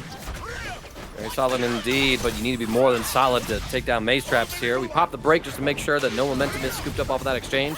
Double down, but look at that. I mean, Akali just able to warp with her teleport, completely dodging and escaping that situation. And Galladiated now has to find a way to survive with this Vi. Get up attack seems to be the solution. Oh, you went for throw, and we evaded it. So now it's up to Braum in the 1v2. Let's Mazetraps take this to set point.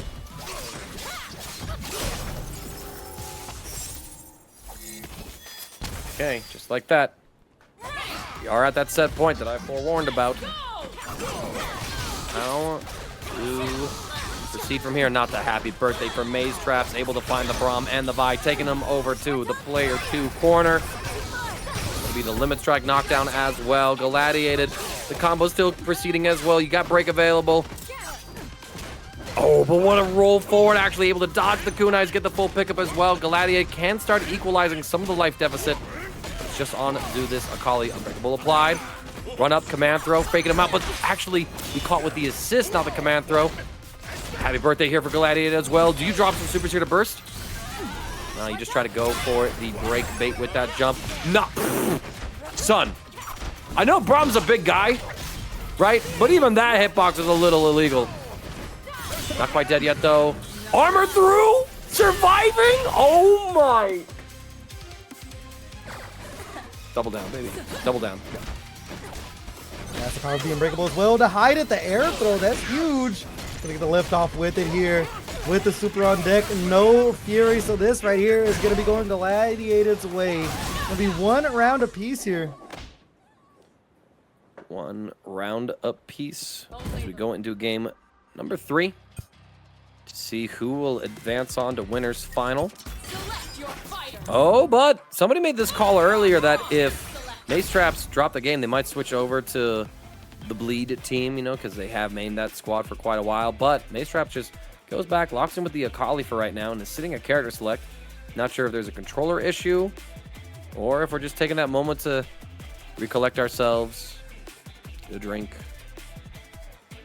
It was all fun and games until Cracker came in and blessed that prize pool. Now we got to start thinking about our decisions a little bit more here, but we are going to go back to the Akali Ahri here. I mean, it was working out for him pretty well in that first game there, but you could really start seeing that Braum was doing the heavy lifting for Galladiated. There was a lot of times that unbreakable was just covering in and coming to the tracks, and as you mentioned, the hitbox on that anti-air is that's illegal, man. That's illegal in 49 different states, but one game apiece here as both players are getting locked and loaded. Locked up. Still trying to just lock on in. See what happens here. Now, we've been having like the bug on this rift, and I hope I didn't just manifest it with that call out.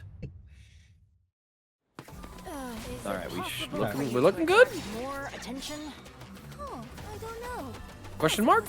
Yeah, it doesn't show during the startup animation, right? It only shows up when they get to the stage. All right, we're good. Yeah, we're fine. We're fine. Absolutely based. Now, into the final game of this winner semi set. Mazetraps starting off strong, gonna get the first knockdown into the corner. One throw. Yeah, as you talk about, man, that strike throw, bringing the old school fighting game things into this tag fighter. Something Ahri's just so good at, and how about another one to close the job? Vi off the board with the quickness, man. Did not really have a chance to get any opening as Mazetraps starting to build up this this perfect game here if they can close it out. Orb super, trying to catch the jump into Braum. No one there, but that's a big whip punish. Not able to get anything off of it, though.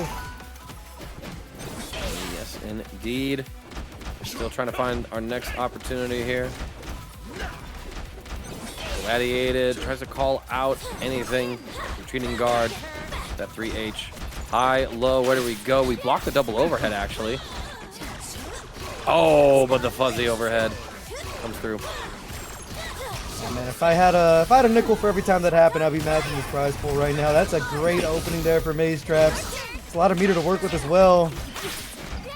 Ooh.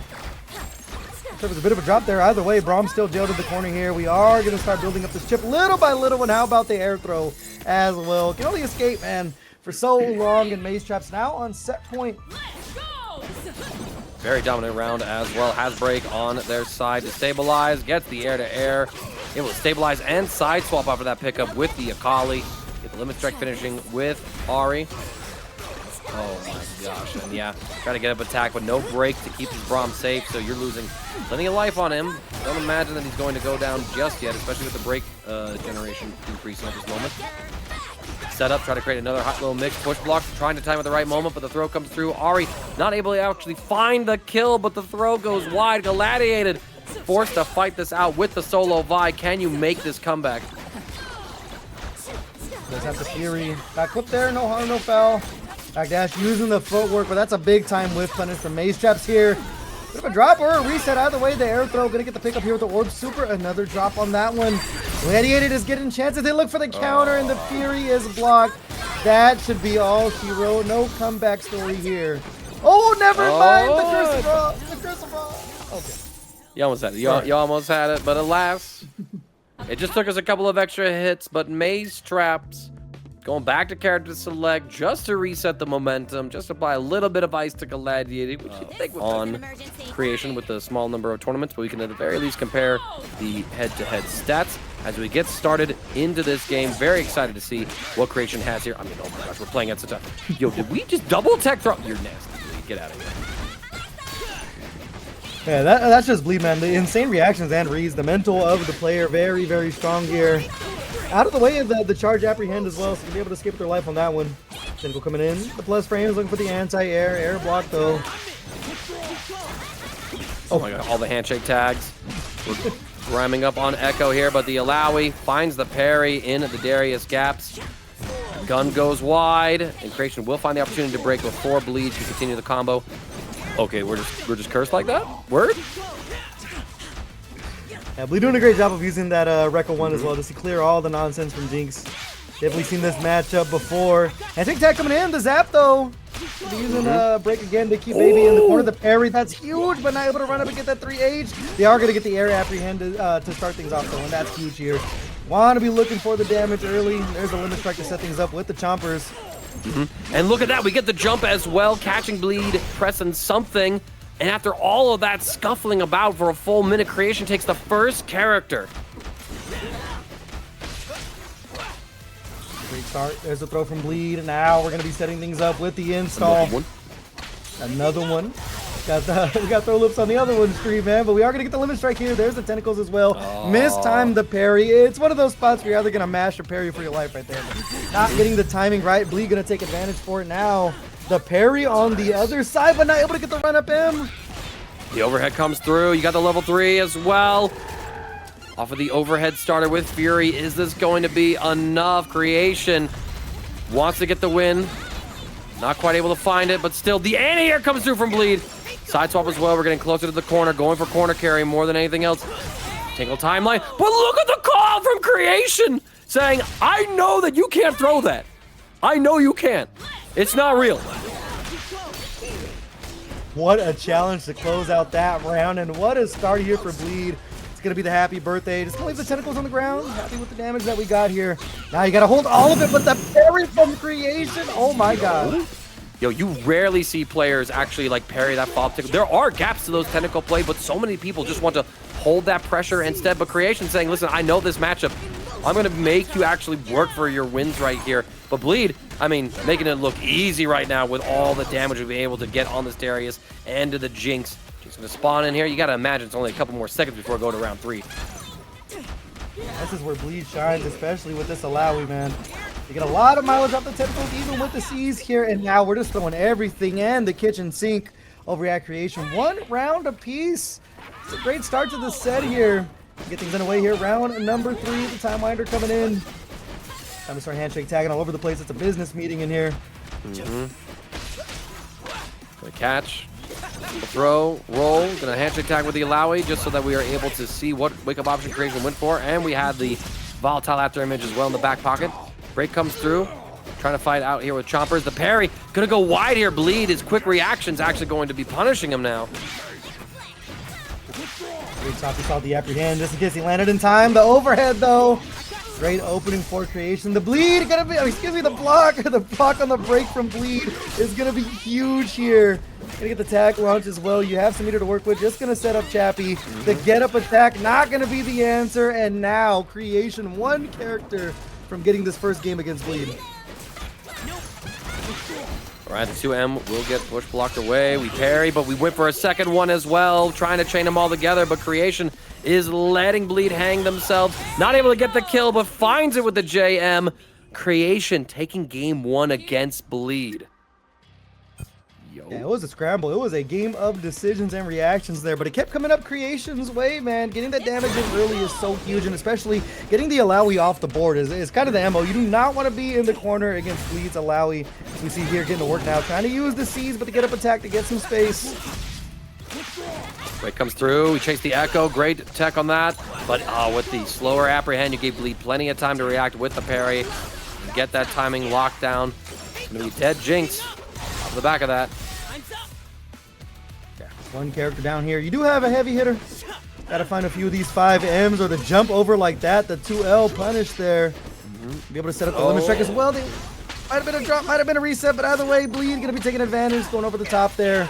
It's gonna be a huge opening. No break or fury inside for Creation here, so a lot of damage on the board. The S2 super coming in, and this interaction so huge for this round. They get caught by the tentacles, and the S1 super to close it out.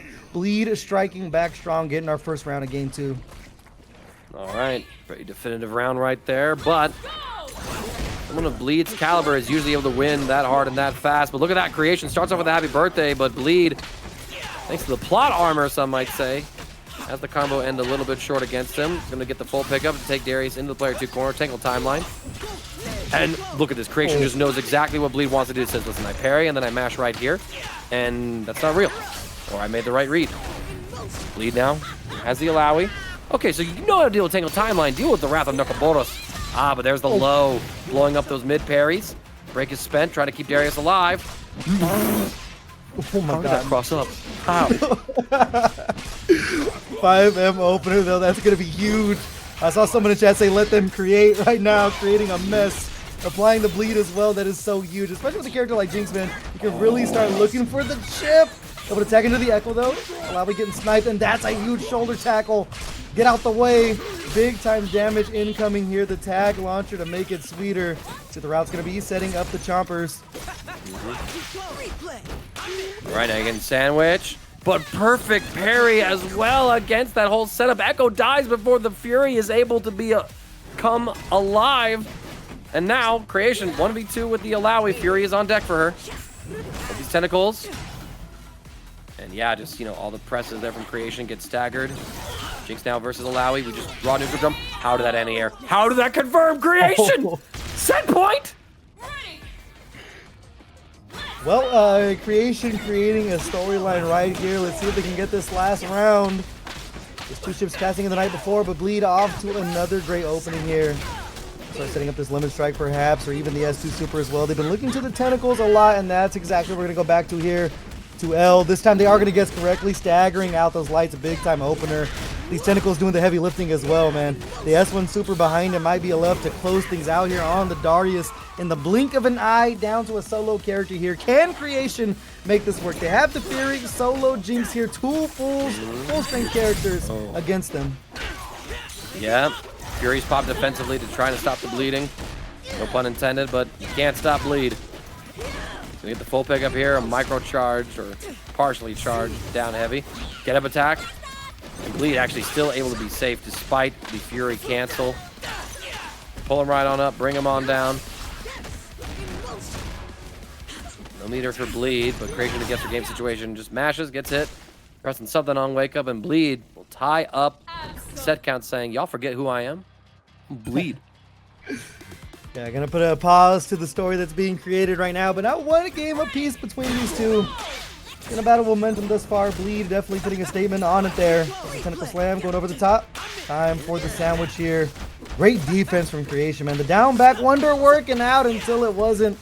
Bleed just sticking to their guns here. Gonna get the corner carry, limit strike. Now the setup with the lob. Oh, just gonna backdash. Yes, indeed. Trying to get the full scoop right here. The break coming out as well from Creation. Bleed still working on the perfect. Illaoi does get checked in the back, so no more perfects over here. Got going throw by the Apprehend.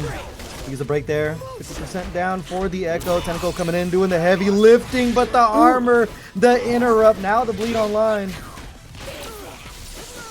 Zap will connect here for Creation. Gonna take this Illaoi towards the corner. We're gonna drop the firework super. No pickup there. You are gonna get some chip here. Gonna go to it again. Illaoi gonna be on Earth though, and now Ekko coming in. They can finish the job here. Gonna spin a bar of meter. Don't have the tag launch. Oh, you little scoop here. Bring him down. All right. Creation in the 1v2 with Darius, but honestly, this is pretty doable. Just need to find the one hit on Illaoi to get the first kill. 5M not gonna get whiff punished. Gotta deal with this. You try to jump in and swing. Bleed was waiting for you, however, is gonna extend the combo all the way through. Tags in the Ekko. Should be able to find whatever means to get the kill. Oh, air throw reset, but Creation knows he's seen the tapes. That's a classic Bleed move, and you're not gonna catch Creation with it. He's played these games before. Now Darius back to the wall here. Super assist coming in. You are going to get the pickup. Apprehend running in. The forward throw. That should be the round there with the headless Creation. By the skin of their teeth. Going to make the comeback and now back on set point. Man just said, let me show you how it's done, Bleed. To Bleed of all people. Going for the short little throw reset right there. Returning that favor. What a statement from Creation. These young kids ain't got no respect for their opponents, and that's such a critical thing to lack in these matches. Sometimes you don't know what you don't know, and it's been working out for Creation here. Back to the wall now. Doing a little dance here with Darius. Gotta maintain this defense. There's the throw getting stuck in. Set up with the clone coming back in. Second helping. I mean, great defense. The down back has been working out for Creation, but of course, as I say that, the overhead coming in to pop the top now. Bleed getting to work. Bring him right on down. Pop the Wrath of Nokaboros. And again, Creation trying to roll, and I think expecting Bleed to be left in the corner, just gets caught by that meaty. And oh no, Bleed.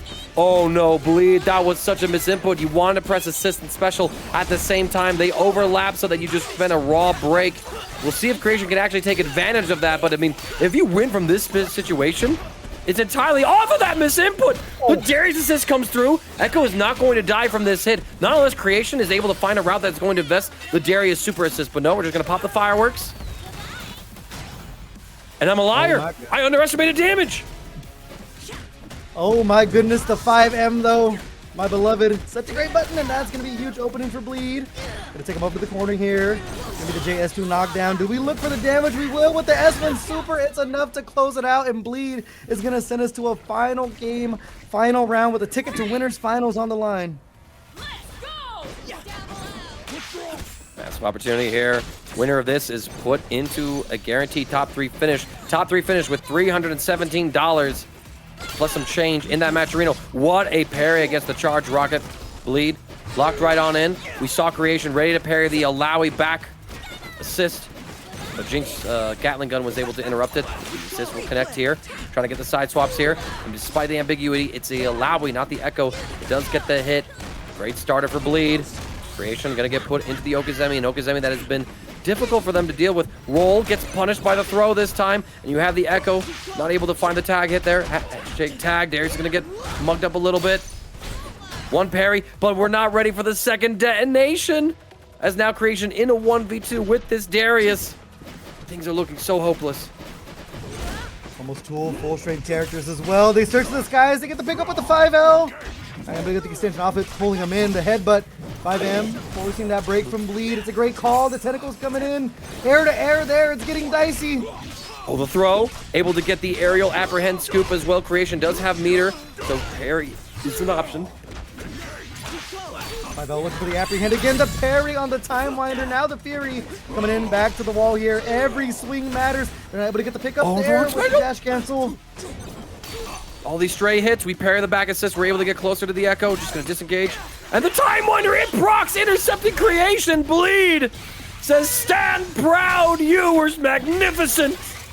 Creation. And he'll advance on to take on his teammate Mazetraps in winner's final.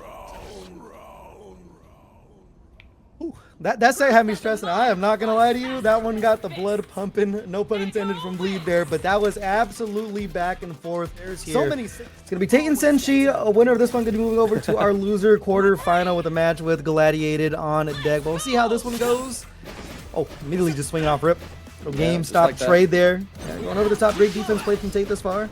Got to be able to block those Ekko mixes, man. They sneak in those overheads. It's so hard to deal with, but it's gonna hard to deal with, man. Gonna be hard to deal with this Oki we're about to set up here. Taking the tentacle.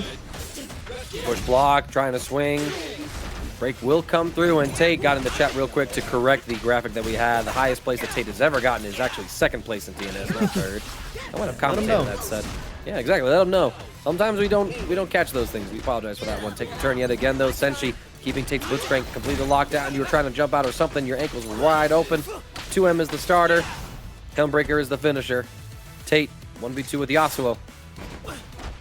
Yeah, getting the blitz off the board is definitely huge. You know, Tate likes to sneak in those command grabs where they can. But now back to the wall for Yasuo. Yeah, he can only block for so long. It's a great lift off there. He's a time winder super. That's going to be it for the first round. Senshii, great start to the set there. Andrew, it's going to be first to two all the way through till we start getting to our finals matches. So these players will be quick on their feet to the adaptations. But what a start there for Tate.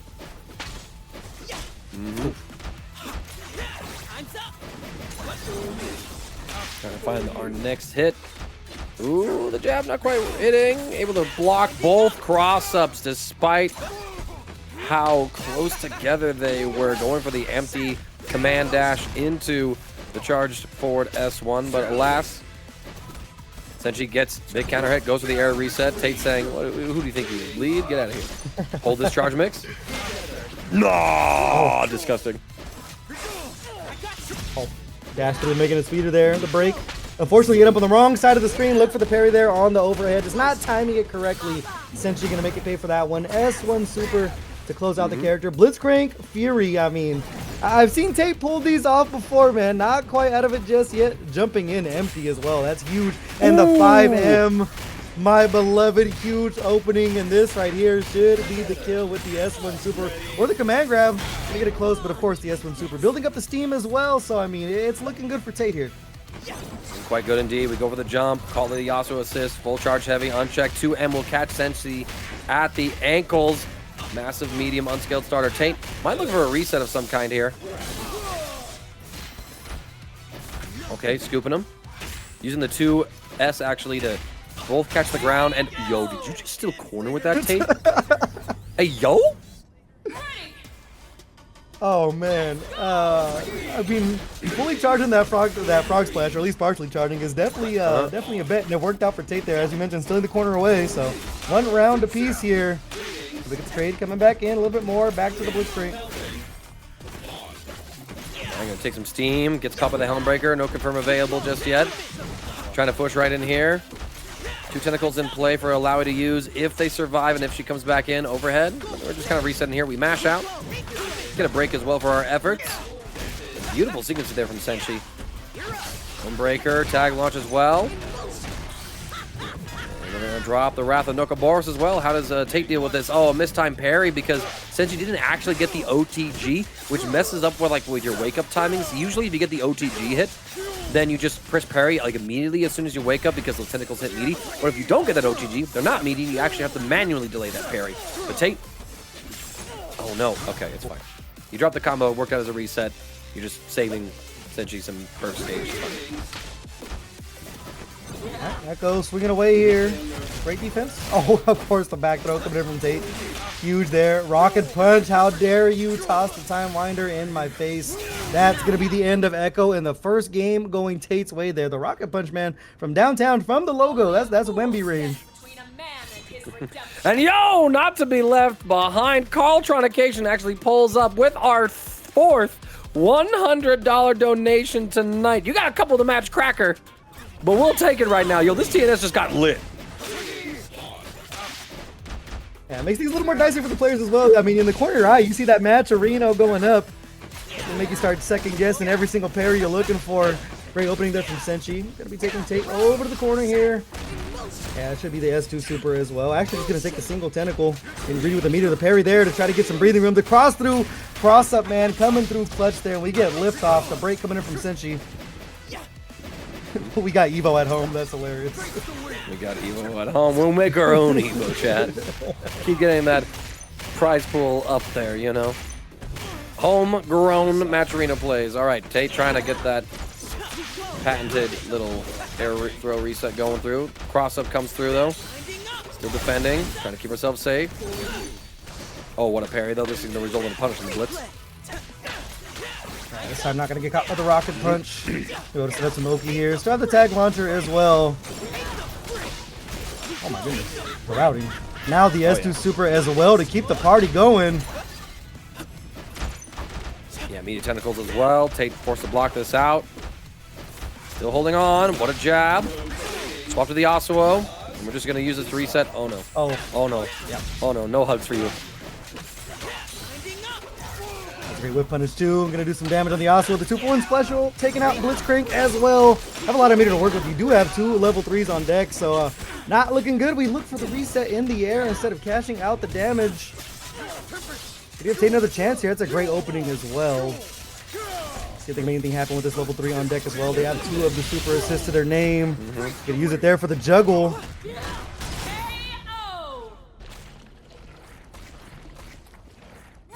All right, well, that's going to be Senshii taking that round there. We're going to stall in the middle of a scramble. See if they can tie things up one game apiece here. Fireball in the face, still looking for the rocket grab there. No one home. Go 5 elbow, but there's a 2M opening from Senshii. Going to go over to the corner here. No break just yet, so going to take this free real estate. DS2, take the knockdown. Parry, though, comes through. Big opportunity here for Tate. Going to put Senshii into the corner. Senshii want to break out of this? I don't think so. Yasuo's gonna get full combo launcher right here. Oh, okay, we're creating some scrambles right here. Immediate command throw is gonna be the S1 super before a break can come out. That's a dead Illaoi. Ekko now forced to deal with the incoming. That's absolutely huge. I think we're going ban for ban on the match arena, man. Cracker with another $100. $517.50 on the board now for these players. To get to 600, man, that's that top 6 payout.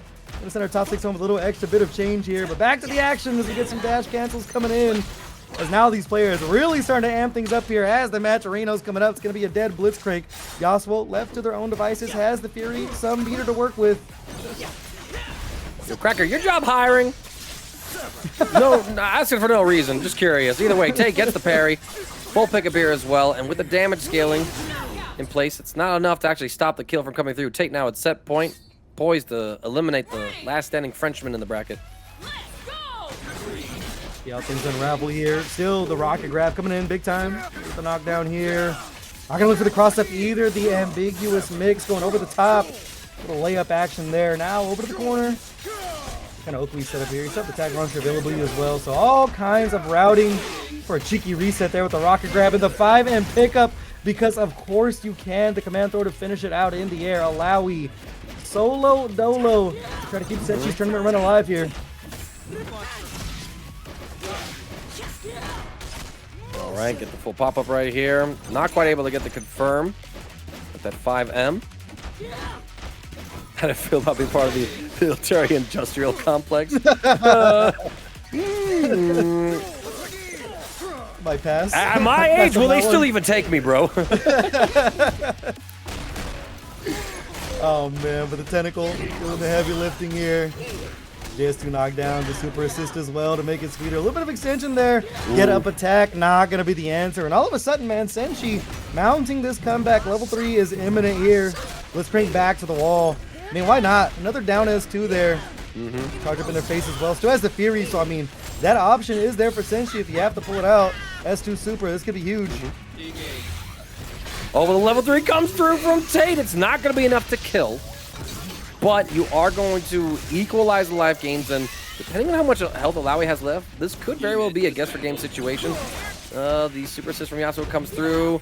Empty jump, baiting out the anti-air. Get caught. And yeah, Tate wants to end the set right here, right now. Pops the Fury at a very safe moment.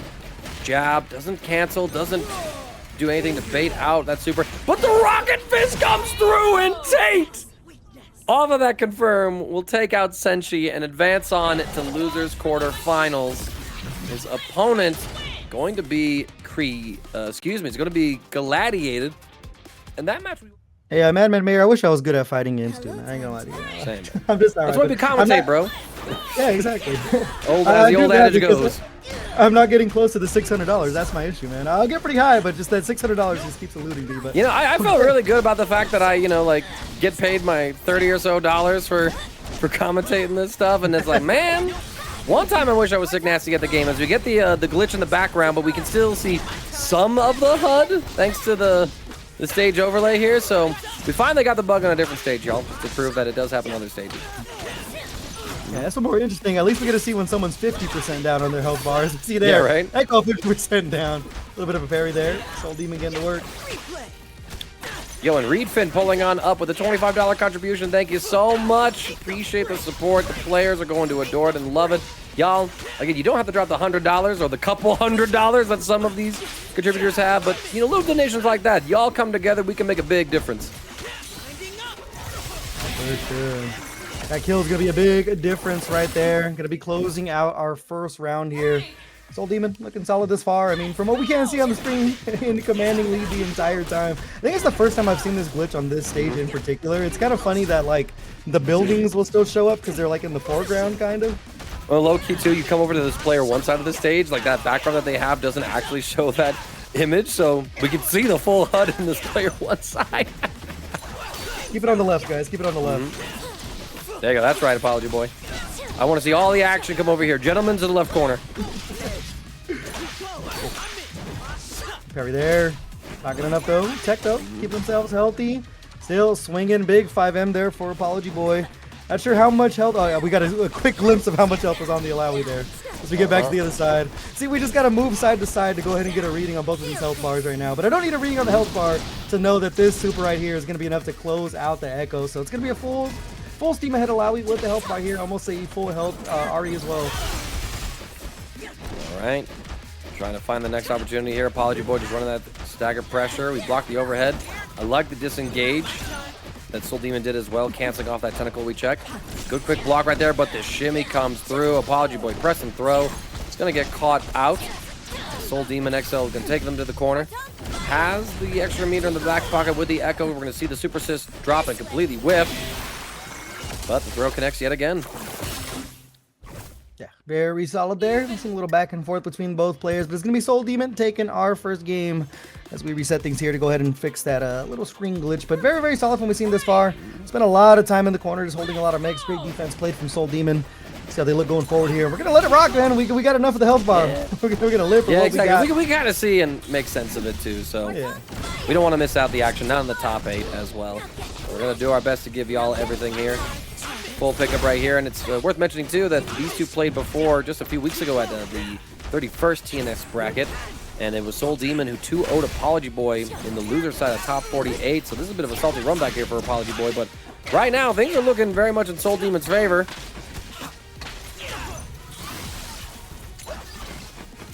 Set the lob there. Still swinging away. This is what confuses me right now. When I see the two arcane Echoes, I have to pay attention to which one has the mask, and my old eyes, man, are all over the place on this one. But a 2H there, gonna seal the deal. It's gonna be one character down for Apology Boy here. SoulDemon looking very, very strong here. Parrying, oh, so nice. We'll show it twice on there. The roll through. Break there, stop the punish. Okay, there we go. SoulDemon to force Apology Boy into the visible corner. As I drop a little bit of a empty bottle. I apologize for that noise. Trying to find the next hit. The time winder that was thrown earlier actually catches the landing for Ahri. Oh, but we dropped the combo. Maybe the starter kind of mixing up with the scaling, especially because it was an airborne starter, so you had less aerial hits to work with. Dropping the super combo, or maybe going for a reset. Unsure. Trying to run the offense right here. Trying to bait out a parry. SoulDemon doesn't fall for it, though. The super getting some space here. Running back in. Still staggering the pressure. SoulDemon, I mean, we talk about the defense. On point here through all the staggered offensive attempts.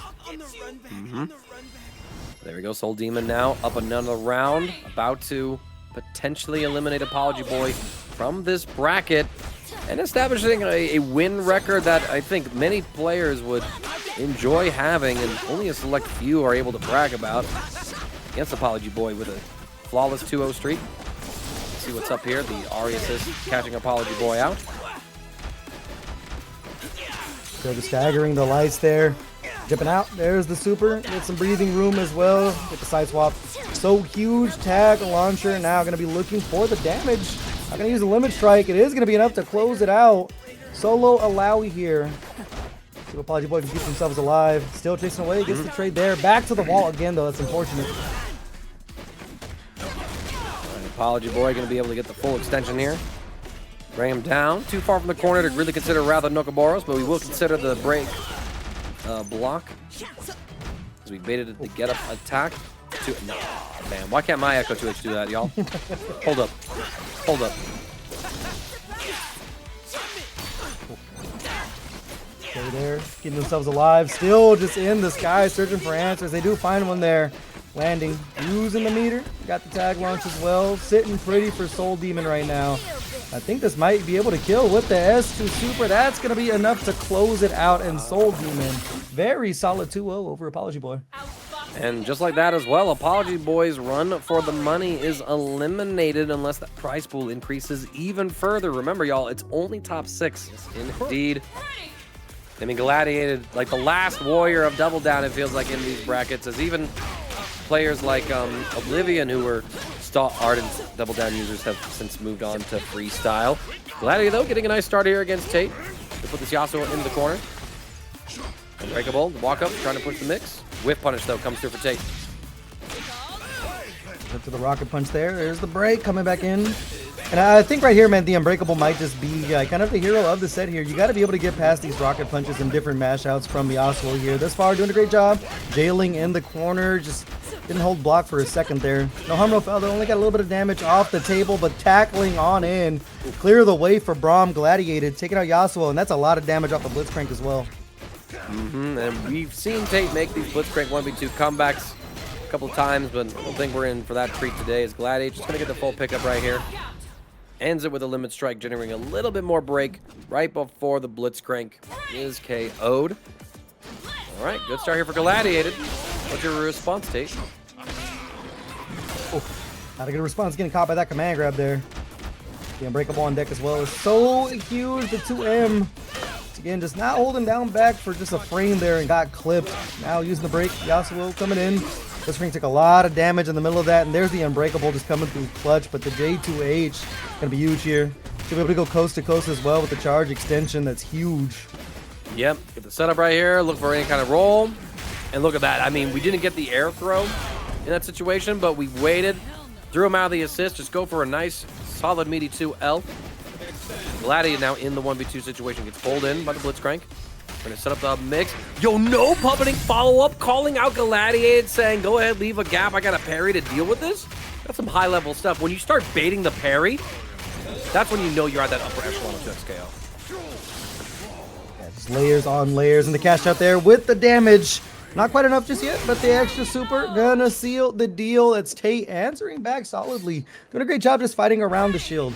I talked about the Unbreakable kind of just being the gamut of this match thus far, and even sneaking command grabs through it is very, very huge.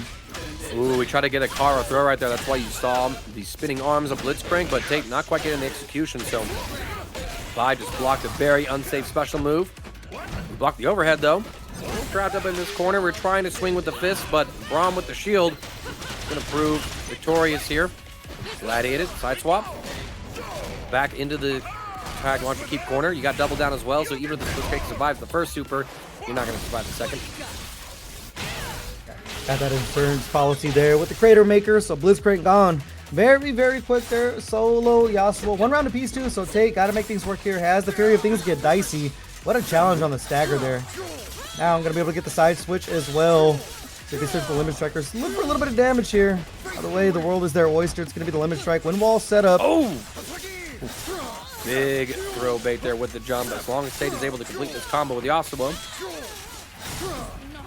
Finds the hit as well. Braum is going to come in. Has Unbreakable still. So Tate is just going to disengage. Does not want to run into an armor normal and all of a sudden have to pop Fury defensively. Pops the Blitzcrank assist. Gets the cross up as well. Counter hitting Galladiated. Plenty of damage. Another limit strike finisher. Both sides will have Fury available once Galladiated finishes generating the resource. Oh, we tried to air S1, but the shield comes through. Cancel, just completely disengaged. 2H completely whips! It's not what it used to be, Tate. That's such a huge opening there for Galladiated. She's able to get the Unbreakable down again. Back to the wall. The extension with the super assist as well. The wall bounce. Huge. Next interaction is so big. They look for the command throw. They bet it all, knowing they have the Fury. Gotta find a throw here. No full punish from Tate, and the Poros clearing the way. Oh, we struck through the armor with the second hit of the Sweeping Blade follow-up. Dropping the assist, trying to chase down Galladiated. Another jump to bait out of throw tech. And Tate is going to be able to build up to 3 bars a meter. Drops the Blitzcrank. And here it comes through as well. The level 3 Tate taking a hard-fought game 1 over Galladiated. Yeah, a bit of a back and forth there. They're fighting through the shield pretty well. I saw somebody mention in chat, kind of the anti-Braum team between the Yasuo and the Blitzcrank. As you mentioned, you get the command throw through the shield, even on the assist, gets very, very tricky. But then being able to use the S1 in the air, too, to break the armor is so huge. And what a start there. The pull in coming from Tate. Gonna get the full extension into the corner here. Break almost on line for Galladiated. We're going to be looking for the... Oh, we're actually going to take the tag launch route. Limit strike the old-fashioned way. Stagger into the command throw. Tagging the Yasuo as well. Not quite able to complete the full combo, but we do get a side swap as well, just chasing Galladiated down. It's a very quick kill onto that Vi. Galladiated, sit on Yasuo, prompting Tate to break. 12 breaks the anchor. And Fury is spent very early by Galladiated. Does not want to let this round go. What a challenge there. Going low. They smelled the stagger coming, and now Yasuo going to be taking a quick trip to the corner here. More Unbreakable, the extension with the super assist as well. Oh my goodness. And the damage to take it out. The gentleman's TOD Galladiated. Showing off right now. Braum versus Crank. A big body battle. And we're just going to go command throw off rip. If I grab the command grapple character first, you can't throw me. I see your philosophy. The best defense is to strike first, it seems. As Galladiated making things happen with this 1v2 Braum. Tate, Fury's ticking down. Has one more guess on this knockdown. Galladiated just going to disengage, baiting out anything and everything. And look at that, absolutely clean. Yeah, that get-up attack was a hope and a prayer there. Just too far to get anything done, so Galladiated, I mean, looking solid, forcing the dogfight, and it seems like that's exactly what they want. The forward throw there, getting the juggle with the Crater Maker. Stop me if you heard this one before, man, but Unbreakable back online. We're going to take the Shatter there. This right here might be a dead Yasuo quick and early before we even hit the 20-second mark. The Samurai taking off the board. Solo Blitzcrank for the long haul. This is a massive turnaround of momentum, but Tate able to get the side swap there. A little fancy jump heavy whiff after that parry. Puts Galladiated into the corner. Gonna go for a knockdown here. Drops the steam, wants to get the power command grab. Anti-air is going to be safely blocked. Oh no, oh no, oh no. I think Tate thought that we were going to handshake tag to the Vi and wanted to immediately throw her, and Galladiated just did not engage at all. Wanted to stay as far away from that armored up Blitzcrank as possible. No confirm. The air throw, however. Level 3, drop it. Yeah, damage now, knowing that Fury, even if it was a thought from Tate, not going to have a chance here. Big time damage on the robot, and that is going to be the kill. And Galladiated going to put themselves on the board now. One round apiece, back and forth we go. But Galladiated just really starting to steal momentum away with these big buttons of Braum. That's the thing. When they have you in the corner, they can stay so far away and start swinging that big door around. It really tests your parries. We saw one parry come out from Tate in the charge, but nothing other than that. And that's a great opening from Galladiated here. Really get the knockdown. Tag launcher as well to set up the Unbreakable. Yeah, I mean, we were able to break Braum's wall thanks to the cross-up hit from Yasuo, but Vi was still safe, I think, and was able to punish Oh, here we go. The scramble comes through. You got double down as well. This will anti-air. Parry, able to jump and escape, but any hit will do. What a parry from Tate! Galladiated, barely swinging into the final couple active frames. Tate still staying alive. Another parry! Sir! Trying to jump, trying to chase the He just wasn't able to get much off of him, and now you gotta pay for it. It's gonna be huge here. I mean, so much meter on deck as well. I don't think you have enough of the tank to kill Blitzcrank, but that's punishment for sure. But of course, the double down. How could I forget Bionic Arm to finish it off? And now Fury with the Yasuo. You definitely don't want to pop it here. You have to come back on your own merits. But the one hit confirm. Buster Wolf and now Galladiated on set point. Completely just took momentum away from Tate. Yeah, and this could be a very monumental win for Galladiated, who you have to remember has never beaten Tate in a 1v1 setting in bracket before. The one victory that Galladiated did have was when Tate would do it up with Quainty. So this could be like a huge breakthrough for Galladiated unless Tate is able to dial things in here and keep the run alive. Big counter hit here from the Blitzcrank. Thanks to that handshake tag as well. Galladiated is going to be put down in the corner. Tate probably going to be ending this with, we go for the air throw reset. Galladiated with the shield as well, backed up by the Vi. Stops Tate in his tracks. That air tech was so huge here. Stemming the bleeding and then also getting the opening of your own limit strike and that corner carry for the Vi. So huge. There's the air throw though. The extension Tate gonna be forced to break from Galladiated and another parry and right back at you. Oh my goodness. And this one's gonna hurt. A lot of meter to work with for Galladiated here. The 4-row juggle. Yeah, it should be dead with the double down as well. Unfortunate their parry's going back and forth, but this one's gonna come up Galladiated's way. Crater Maker to make it sweeter. Solo Blitzcrank, the Fury and a Dream. Fury and a Dream. Oh no, not like this. Dream's turning into a nightmare. Taking a hold on to Fury for the next interaction. Pressuring with Braum here. 1-2, able to parry, but there's that Vi assist. And Tate has to respect all this damage. And right before the supers can come through, the Fury is successful. Double down will keep the Vi safe. Creating space with the Braum. Tate trying to run in there. Catches. Another great jump out. Push block to create more space. The Yasuo assist does catch on to the Braum in the back, but Galladiated hits the Blitzcrank up front. One super isn't enough to kill! Galladiated, you have felled the bracket demon today and advance on to losers semifinals. That was clutch, man. Between those parries changing back and forth, just clutch things up and getting a lot very well. It's gonna be the Akali Ahri versus that Ekko Illaoi. And Pedro makes stuff saying old best team versus new best team. Another way of saying it is the strongest team in 2xKO history versus the strongest team of 2xKO present today. If you know, you know. Either way. Oh, the retreating guard gets blown up by the fully charged down S2. Lee can take the Akali into the corner.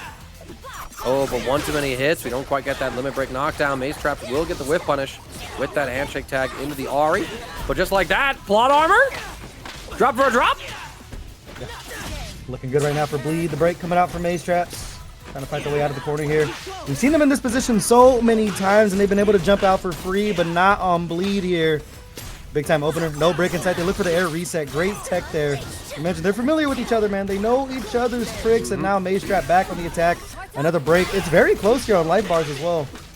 Yeah, and it's also very close in the head-to-head set count as well. These two have played a total of 7 times, and Bleed only has a 1-set lead on Mazetraps. It's a 4-3 record for our Frosty Faustings champion as he takes down Ahri. Mazetraps now has to make a comeback with Akali here to steal this round away, and well, getting a counter hit 5M is a really good start. Now you just got to carry this Illaoi into the corner and find the next hit on Oki. The limit strike here, the setup, Shroud down, getting the throw off of it. Pick up as well. Big time with the shuriken and the extension with the super, able to run behind it. Start chasing down for some Oki here. It's been a lot of up backing from Mazetraps here. Let's see how much longer it's working out from the retreating guard. They look for the kunais. Little scramble here, but still looking solid. Eating a lot of chip though. Okay, Dill Bottom. I'm gonna talk to chat this one time. In this literal set, we saw Illaoi charge down S2, get tagged out, and that blew up retreating guard. Like, you literally saw footage that disproved your point right there. Low moves that beat retreating guard also beat moves when they are not tagged out. It also works like that in a teamfight fuse. If the assist character does a low move, it still reads as a low and can still beat retreating guard. So fun fact. Either way, Mazetrap. Gonna drop the Ahri combo, unfortunately. Oh, a nice scoop. Bleed will break just to reset things. Air throw, big time. Gonna block the time winder incoming mix and gets a back throw of their own. Get up attack. Bleed has not been afraid to rip it. They look for the throw there. Over the top, big time whip punish. The Azuna drop, not enough to close it out just yet. But you do get that little poke right there to close things out. Now the Illaoi back to the wall. See if Bleed can escape this life here. He does have that 1 round advantage, so it's not the end of the world for him if he can't clutch this one out. But still, we're just going to press 5M and hope for the best there. Saw 3 of them back to back. Now the Azuna drop for the damage. All right, Bleed going to be able to chase down. Take Mazetraps' Akali into this corner. And we're just defending, taking a little bit of chip damage. It's starting to stack up. Oh, no confirm right there, but the assist catches Mazetrap pressing, and now it's a 1v1 situation. Mazetraps back against the wall. What a parry there, but no punish available for Bleed. The assist is going to negate the push block, and Mazetraps tries to get in with that parry on the tentacle. Bleed goes to the earth reset, but Mazetrap knows. Oh, but Bleed knows even more than you, Maze. There are indeed layers. That's the second time we saw them meet in the air for that air tech attempt right there, but got caught in the cookie jar with that break attempt there. So Bleed going to be taking that 1-0 lead here over their teammate. And reminder to the folks at home, all finals matches going to be 1st to 3 here. So yes, players got time to get more comfortable with each other as we move forward. But Bleed with that 1-game advantage. So big here. Now, one thing it's also worth mentioning in the head-to-head between these two is that all of Mage's wins came earlier in the game's lifespan. This all happened in November of 2025. It was 3 sets in a row for Mazetraps. Since then, in 2026, Bleed has not dropped a set to Mazetraps. 4 set wins in a row, with a couple of them going to a final game situation. So, new year, new Bleed, it seems. But can Mazetrap stop that momentum in its tracks right here with this new team switch? Gotta stop the bleeding, no pun intended. Great opener there, setting up the shroud. Oh, we're getting funky with it now. Dash through, keep the pressure going.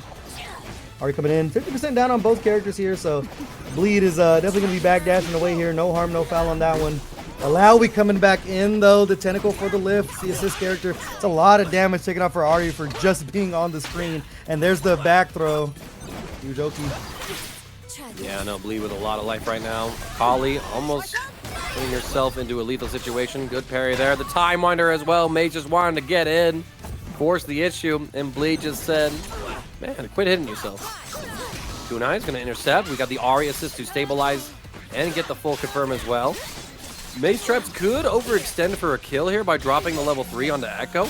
Does so as well, which is a little bit spooky. You are giving up the ability to parry this incoming Illaoi, which could come up, but at the same time, if Bleed touches you once, you're dead anyway.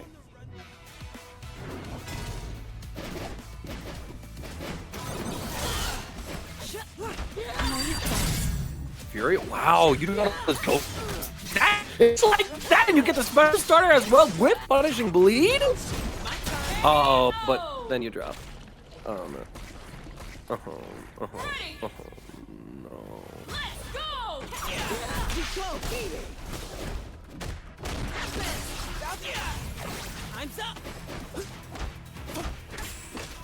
Alright, pushing offense right now. They get the Helm Breaker coming through as well. Bleed actually fumbling the kill combo, but doesn't matter. Mazetrap's pressing in the air, probably trying to take an air throw that they thought was coming, only to get caught out by that massive Helm Breaker. And now, full drop here. Get away there. Still keep the pressure going, rolling through. Great defense played. Mazetraps keep the Ahri alive here. Bleed on the verge of this 2-0 lead. Got caught by the 2H, the extension with the JS2 as well. No meter to work with. We're going to send in the Illaoi. Use the S2 super here. Set up the Oki. Backdashing the parry. And challenging with the 2M as well. That's huge with the break to keep baby in the corner. Another S2 drop super for your troubles. Pull all this pressure. We're just slowly working towards the chip kill right now.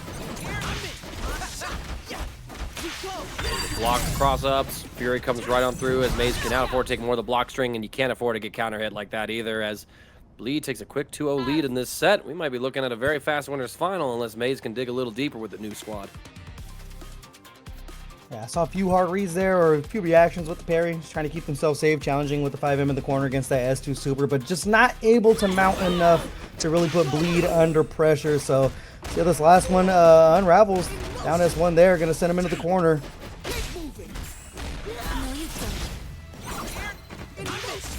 Right. Oh, the JS2 possibly used to just blow up an air throw attempt from Mazetraps, handshake tagging so that you remove any opportunities for your point character, or your jumping character, I should say, to get air thrown. Mazetraps going to go take lead into this corner. Strike the mix time, giving us that Street Fighter gameplay. But these combo drops have been really crucial for Mazetraps. As you can just kind of see that there's just too many execution errors from Mazetrap to really put as much pressure as you need to against a player of Bleed's caliber. And there you see almost a mid-screen S2 super there. Just to stop any kind of attempt to jump out of the corner there. The tentacle, of course, gonna get the lift off here, and this should be able to put Bleed on set point with the quickness. So Mazetraps need the comeback of a lifetime to go ahead and bring this one back, but Bleed is sitting pretty one round away from going into grand finals. Handshake tag. Oh, but we hit the Illaoi, not the Ekko, with the Akali in that scramble. So Bleed is able to get a whip punish. Tag launch as well. It's going to settle for the one tentacle. Oki, after all, does not have any other meter besides the one bar on Illaoi, so we're trying to be a bit conservative, make sure we have access to parry with at least one of our characters. If the parry goes wide, the 2H, however, is spot on with its placement. Full Echo Bombo as well. Break comes out from Mazetraps, and we intercept the teleport as well. This is going to be a dead Akali as Bleed is looking to make this a quick 3-0 victory for himself to get into Grand Finals winner's side. After all, $742.51 is on the line. Big chunk of change, the run-up L. Gonna be huge here. I mean, not even close to Fury for Mazetraps. So now it really comes down to the next interaction here. Unless you have the routing charge age, this is huge. Meter to work with, able to escape the corner with their life. The parry, though. Facing down Ahri, the down S1. We're going to rip it in your face and Bleed. Going to be going to grand finals and a step closer to the lion's share of this massive prize pool. But in that direction to give some competition there. But here we go, y'all. We are back. Galladiated versus SoulDemonXL. I feel like we might have seen these two play earlier. Now, I want to double check the top 48 real quick. Yes, so this is a run back. Galladiated and SoulDemon. We watched this match as a top 8 qualifier match where Galladiated beat SoulDemon, doubling his head-to-head record to 4-2. So this is a salty run back for SoulDemon to try and get into that loser's final over Galladiated just tonight. See which way the bragging rights go. It's going to be a good start for Galladiated, though. Already off the board. Solo Ekko, Fury in the back pocket if needed. Oh, jump in there. They stole the corner. Got caught with the 5L, and that's a early Fury from SoulDemon. It's a big bet. Yep. Advancing up with this Fury.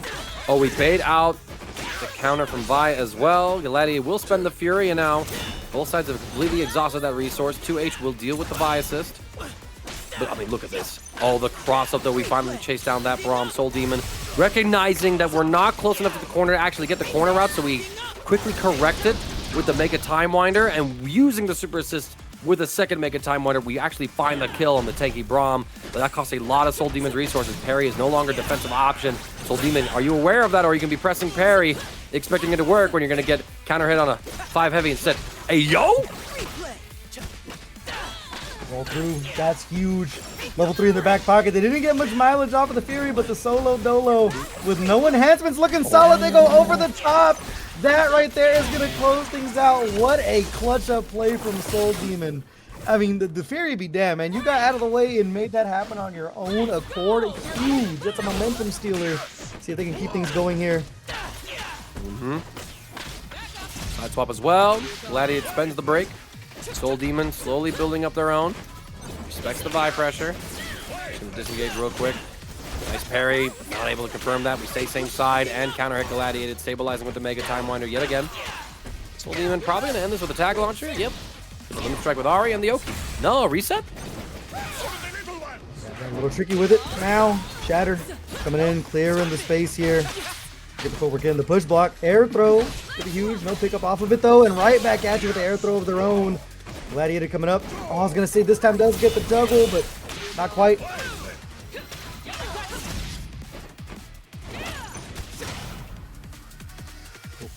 In the air now, back to the wall, lost the Ahri. Solo Ekko coming in once again. They didn't need Fury last time really to get things going. Let's see if they have another chance here. Charge H over the top, a bonk on the head, still in the corner here. Tough sledding thus far. Got caught with the shatter. This right here not looking good. You have the meter to close things out, and I think this time no drama needed. Gladiated can close things out. Bionic arm, 1 round apiece. All right, final round here of game number 1. Both sides fairly comparable to break. Gladiated definitely with a small lead, but SoulDemon is 1 limit strike combo away from equalizing that. Finds the hit with Ekko, not able to get the link with the Ahri sandwich in the middle of the screen. Disengage, run up, get the throw, get the confirm with Ahri, dropping that orb of Deception Super. So now this should be the knockdown that SoulDemon's been looking for. Losing the corner, however. Able to roll out with their life here. Push block, getting themselves some space, able to skip the corner as well. The handshake tag, ambiguous cross up. Force the break there. Now the shatter again. Clearing the way. They've been trying to set something up with Vi off of the shatter, just haven't been able to find it. They are going to find the low though, and now the break coming in from SoulDemon.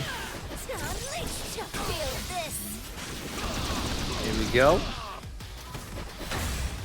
And again, like these confirms, just actually SoulDemon was trying to carry Galladiated towards that corner, but actually sideswiped the Braum and cornered themselves. Luckily, they were able to escape. Now the avalanche again. Shatter coming in. Didn't get the full push into the corner here, but either way, Ahri still in the corner. Sticking to the command throw as well. That is huge. Goes for it a second. Look at the second throw. That was a huge jump out there. I'm just going to disengage the patience from SoulDemon as well. Just jumping around with that Ekko. Does get the full pickup right here. There should be a kill on the Vi, barring any sort of mixed execution. God darn y'all. Like how, oh my lord, like you deviated from the route, like maybe if I do this instead. No, there's a reason we route the way we do. Okay, we find the Vi with the Time Winder in the back pocket at the very least. SoulDemon out. Oh, you got jumped. Try to throw Braum. Because, you know, you saw that shield and said, well, what's a great way of dealing with armor? Throwing them. And Gladiated knew. He knew. He gets the hit. SoulDemon, you're going down. Right before you can even pop your own Fury. That's game 1 over to Gladiated. Yeah, very smart Fury extension there. Make sure they don't get their Fury back in time. So, I mean, back and forth we go, but Gladiated coming out on top. I haven't seen really too many situations where the Unbreakable is coming in huge or anything like that, but it's just been a scrap between the two. Fair and honest 2x KO thus far. There, 5M. Big time opener. Ahri in the corner now. See what the mix is going to be. Are going to get the break online. How quick do you want to spend it? Answers right now. Yeah, right now. After you saw that Gladiated use that handshake tag in the middle of that combo, so then you knew. Once you saw the Vi charging, unlike if Gladiated had a freestyle fuse, you just knew, okay, this is a free break, because now you can't bait this out with another handshake tag. So great awareness on the fuse situation from SoulDemon. Gonna catch Galladiated with the low. Break is popped, and we reset to neutral. Vi with the throw comes through. And we should be able to get tons of damage. And actually, this is a dead Ahri. Yeah, all that off of a throw. That's gotta feel bad right there, but squishy character for a reason. Gonna take that one off the board now. Solo Dolo Ekko got clipped out of the air. No extension off of it, but of course we get the forward throw as well. Shatter should be able to cash out the meter here. It's going to be close, but I don't think it's... Oh, never mind. It is the kill.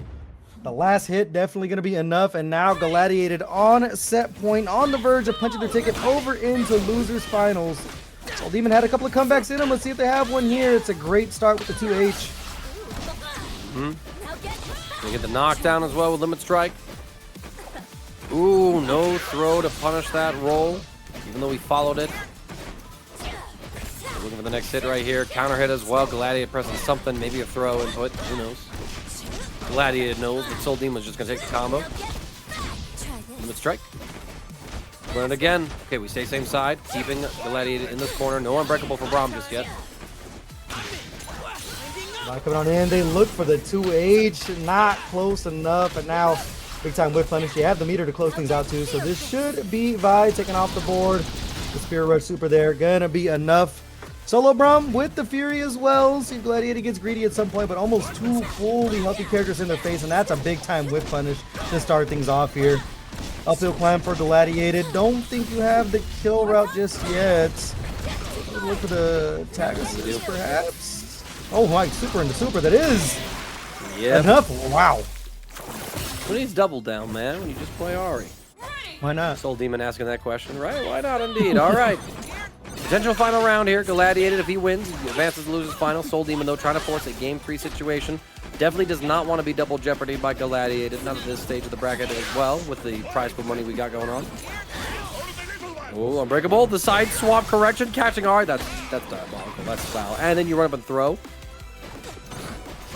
Oh man, I saw someone say it in chat. Gladiated does make this game look so much fun when you're doing things like that. And now, back to the wall for Ahri here. Zip it away.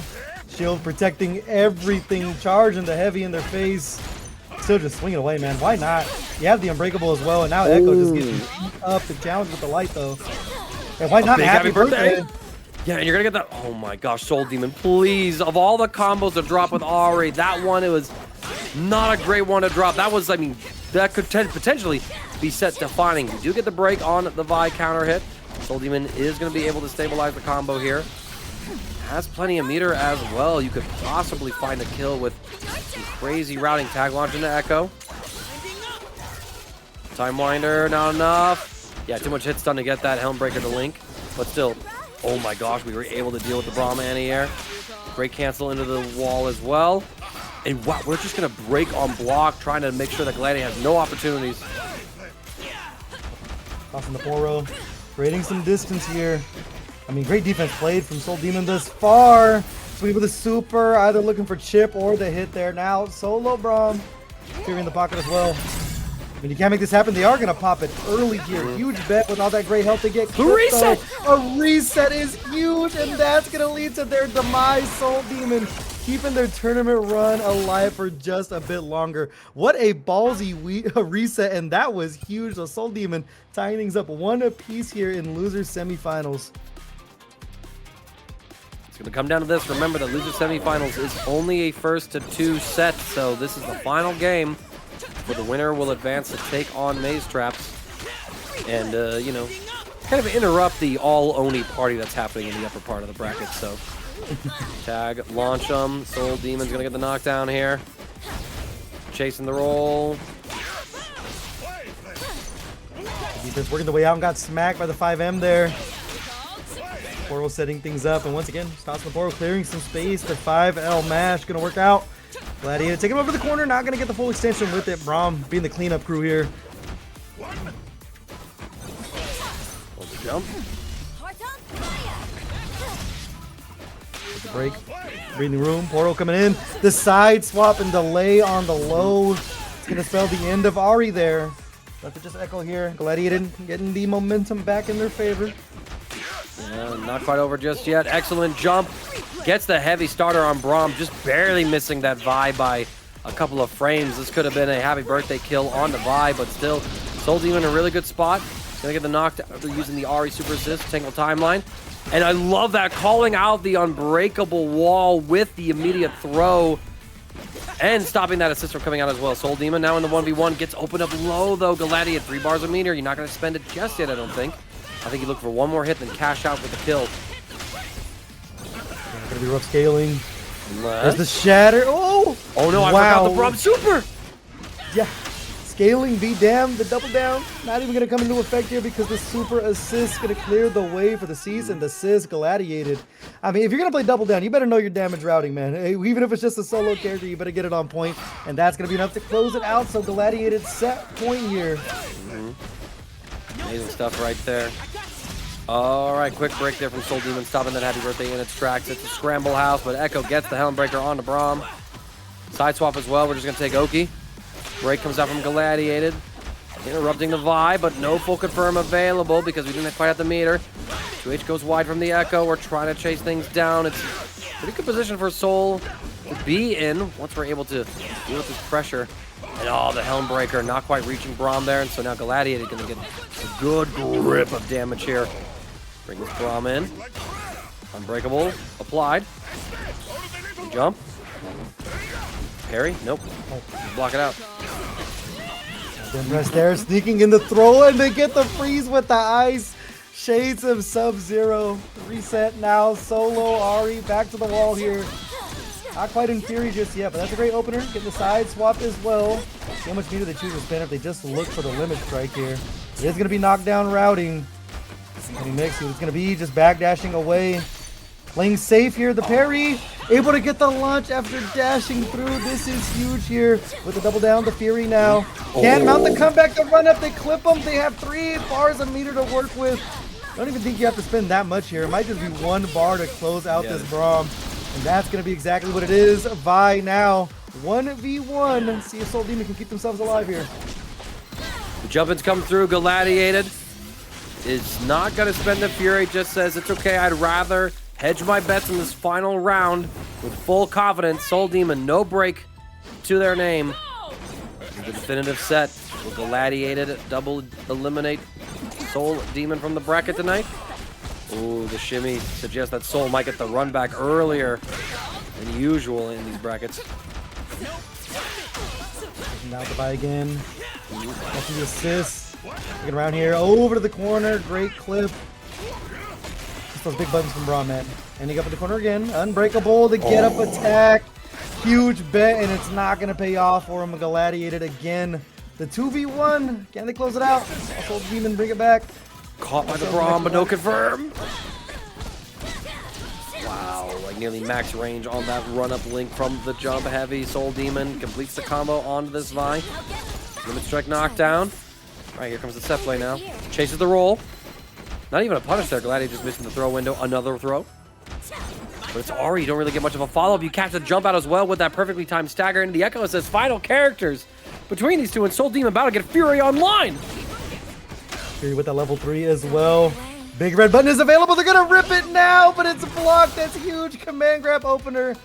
You get your damage in while you can, knowing SoulDemon has that Fury. Here comes the super. Not enough to kill. They popped the Fury, but of course you had to. The read from Galladiated. And they're going to be taking it in a scrappy set. 2-1 over SoulDemonXL. And they're going to losers finals. I mean, just a checkmate situation. Consider it. Of course, don't put yourself in any financial strain just to give our players a pretty sick payout. But, you know, consider that one. Galladiated and Mazetraps pulling on up right now. These two have played twice before, and Mazetraps has won both of those sets. So Galladiated has to take on one tournament demon before he takes on everybody's tournament demon. See how Braum is able to weather the storm here. You have to make big bets like that parry. Not going to be working out, and of course the read onto the break there is going to spell disaster for this Vi. Galladiated, nothing going their way to start things off here. Mazetrap is feasting. Yeah. Bring him down now. Tag launcher as well, going to extend the combo with Ahri. Super Spirit Rush will close out the kill on Vi. Galladiated in the 1v2 now with Braum. No unbreakable to be seen. But a jump in connects. We have life. Forward extension. Getting him closer to the corner here. Don't want to spend any meter. You're not just going to take the unbreakable. I will say against Braum, against these mobility characters, man, not the easiest climb in the world. That's exactly why I get the launch there. And that level 3 is going to close things out, and Mazetraps with the quickness on the board first. Indeed, dropping down. Still some signs of life from Galladiated, able to get some sequences with the Braum put together, but we'll have to see if he's able to really take on Mazetraps. Yeah, good start. A little 2-for-1 special. We got the happy birthday at home, still just charging in with the shield, throwing caution to the wind. Kind of what you have to do against these characters, you know, just want to jump out of the corner by any means. So get your damage in while you can. The the tag assist there. Tag launch, excuse me, one more time. They look for the throw, though. It's a huge bet. Now back into the corner. Still has the unbreakable scramble coming up the way of Mazetraps right now. So about both of these characters, man, they can get pick up and take you coast to coast with the quickness, especially with that Orb Super as well. Ooh, as long as you complete that combo anyway. Mazetraps drops it with the Ahri, tries to set up the mix, but look at that, Galladiated able to say, you're trying to high-low Braum? Like, bro, you even know your matchups? And Mazetraps, I know how to break out of this. Okay, we'll hold this now. It's a happy birthday kill, and it's a 2x KO on top of it. Oh, disaster strikes. It's over in an instant. Making the most out of that double down there. 1 round apiece. I will say that's the kind of gambit that Galladiated has there with that double down. It's like, obviously, Mazetraps can set up all of the setups in the world there, but if you just need damage off of a straight hit, Galladiated definitely looking solid in that department, and this is a great opening here. Tag launcher should be setting up the Unbreakable as well. There's the armor coming through, able to catch Akali, throw Ahri out of the sky. Gonna be a nice combo here. Reapplying Unbreakable as well. Oh, we're pushing this. And with double down in the back pocket, I think we have a kill. The routing to make it sweet. That's like 80% off the board easy. I know Ahri's a squishy character, man, but that one's gonna hurt no matter who's on the screen. So now Akali got the Fury, the air throw, great starter. Now you gotta pop it, but you cannot afford to get clipped. Even with that scaling from Fury, it is an uphill climb. Almost 2 fully healthy characters, 50% down now for Braum. You look for the limit strike, set up here, Shroud on the ground, but why not let the armor rip? The double down to cover our track, Bionic Arm, and get things close here. Look for the counter, no one home, but still, I mean, it's just a matter of time unless Mazetrap has a rabbit in the hat. Oh, we find it with the Ahri super assist. This should be a dead Braum for Mazetraps. Does find that kill. But I mean, you just need a single hit with this Vi onto Akali to close it out. And Mazetraps knows it. That's why we see the level 3 come through. I'm not dealing with your strike throw BS. This right here is going to even things out. Very close here. Blinkity miss it, man. There's a Super Spirit Rush coming in. The air throw. What a comeback from Mazetraps. We're done when I say we're done. And the first game going to be going their way and a step closer to getting into grand finals. Unbelievable. I mean, there was just like a little bit of hesitation as Galladiated didn't recognize that Mazetraps followed him up into that aerial position. And now we're seeing that Mazetrap starting off relatively strong. Drops the combo with the Ahri. We would see, like, again, these issues with Mazetrap throughout the day. But Galladiated also dropping combos until we get the happy birthday. The poor not quite able to happy birthday right there with the OGG. No. You broke at the natural jump point of the combo. How does it feel? Unfortunate for them, though. Didn't need too much punishment. Off of that block there. We'll live to see another day, but man, it's tough sledding again. Mazetraps another pickup. Take us up to the corner here. Should be a dead Vi. Just 1 bar needed to be spent there, or even just a tag launcher. It's going to set us up huge. They don't want to spend the meter. We got greedy with it. Now you got a parry to stay alive. They are going to do that. Just a sliver. See how much damage they can get back. Return on investment for keeping the Vi alive here. Oh, but look at that. We see the Unbreakable come out, so it's immediately a handshake tag into a throw before Galladiated can even process what's happened. We go for the throw. It's a full scoop here from Mazetraps. Honestly, I think you might be able to find the kill here, especially once you add in the Orb of Deception route. Gonna be the tag launcher here, bringing Akali. Wow. on a thick man like that, the Azuna drop going to be enough to close it out. Galladiated's Vi on their last legs here. We're going to be seeing Fury unless anything major happens, like that happy birthday there. That is so huge, and now that Fury's looking enticing. A little under 50% left for the Akali here. You have that level 3. Can't get clipped with the wake up super. Alright, so the mix, we go for parry. It's a throw over Mazetraps with the OTG super. Closes out that round. Close but no cigar for Galladiated. One round up here. Now the Birds are going up 2-0. So Galladiated responds. Great use of the Unbreakable there. Sneaking by for a little bit of damage. A little small, a happy birthday. Quick little gathering. Nice coverage with that Poro. Stopping Vi from getting scooped up by that Ahri. But even so, Mazetraps will find the next hit. Galladiated spends break to deny a knockdown. Oh, but scooped yet again. Gonna be in the corner now off of that tag launcher. Incoming limit strike, the fireball Oki again. They used that neutral jump option once and it worked out for him. Might not go back to the well. Caught him blinking there. Now more damage coming in off of the orb super. Gonna be huge. You still have the tag launch as well. We might be seeing a repeat of the same way that Braum died. There it is. The Azuna drop is gonna be enough to close it out, and Braum suffering the same fate we saw before. Mazetraps 1 character away from this 2-0 lead. Now that we're in losers final, all these sets are first to 3, and it's the first time that Galladiated and Mazetraps have actually fought in a first to 3 set. Their other 2 encounters just being first to 2s. Getting tricky with the Shroud there, and that opening is gonna be it. Mazetraps a 2-0 lead here in losers finals over Galladiated. The movement is coming in big time, man. It's just so hard to get a hold of both of these characters. You know you can catch up so much damage on these squishy bodies as well, but yeah, just so much to deal with, especially with the high-low, and then adding the Shroud on top of it is just another layer. So we got to start forcing these big guesses, man. Your parry's got to be on point in the middle of all this chaos. So we'll see how Galladiated adapts. The stagger there, a big swing of the door, unbreakable online, and this one's gonna hurt. Yes, indeed it will. Galladiated off to a pretty decent start, and you know, again, it's worth mentioning that this is their first time playing in a first to 3 set, because maybe Galladiated just needs that extra bit of data to adjust to the way that Mazetrap plays, and then he's able to formulate a winning strategy right here. You're able to parry, trying to go into super, but it is blocked out, so bar for bar, the low will connect through. Galladiated continues the combo. Mazetrap reads the air reset and techs the throw. Very impressive. Yeah, you have to wait for the assist to go away with Freestyle. Just so much extra guaranteed damage in those situations compared to some other fuses. Big knockdown here. See how much meter they spend. Be the limit strike. Setting things up in the corner now. Shot online.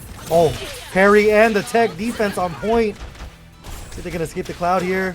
Getting the side swap by, opening things up. You use the break of your Mazetraps, or do you just eat this full brunt of damage? That is the question, but it looks like we're just going to eat this entire thing with the super. Going to be very close on Ahri here. Going to be, oh, double down. Oh, I always forget about the double down. You're so not used to seeing double down in top eight. You're so used to not seeing it. You always forget about the second one. But wait, there's more moment. But Mazetraps going to get the pickup here. Has a level 3 if they want to make another miracle happen. We'll see. The low does catch this Vi out, and if Mazetraps is able to complete this Akali route, imagine this is a dead Vi. Then we just have to take out the Braum. No super even needed, just the limit strike is enough with the damage proc. Unbreakable Braum, so Mazetraps disengages. Super assist coming on through from both sides. The Ahri one winning out, but we just swing with the 5M. Mazetraps does not want to let this round go. Pops that Fury. Swings with the level 3. No. We've seen this movie before, but how does this one end? Huge damage. The Fury on deck from Galladiated. They look for the kunai. Oh, okay. With the 5L okay, things mash. work out. Yeah. 5L mash. We counter hit. Mazetraps doing something.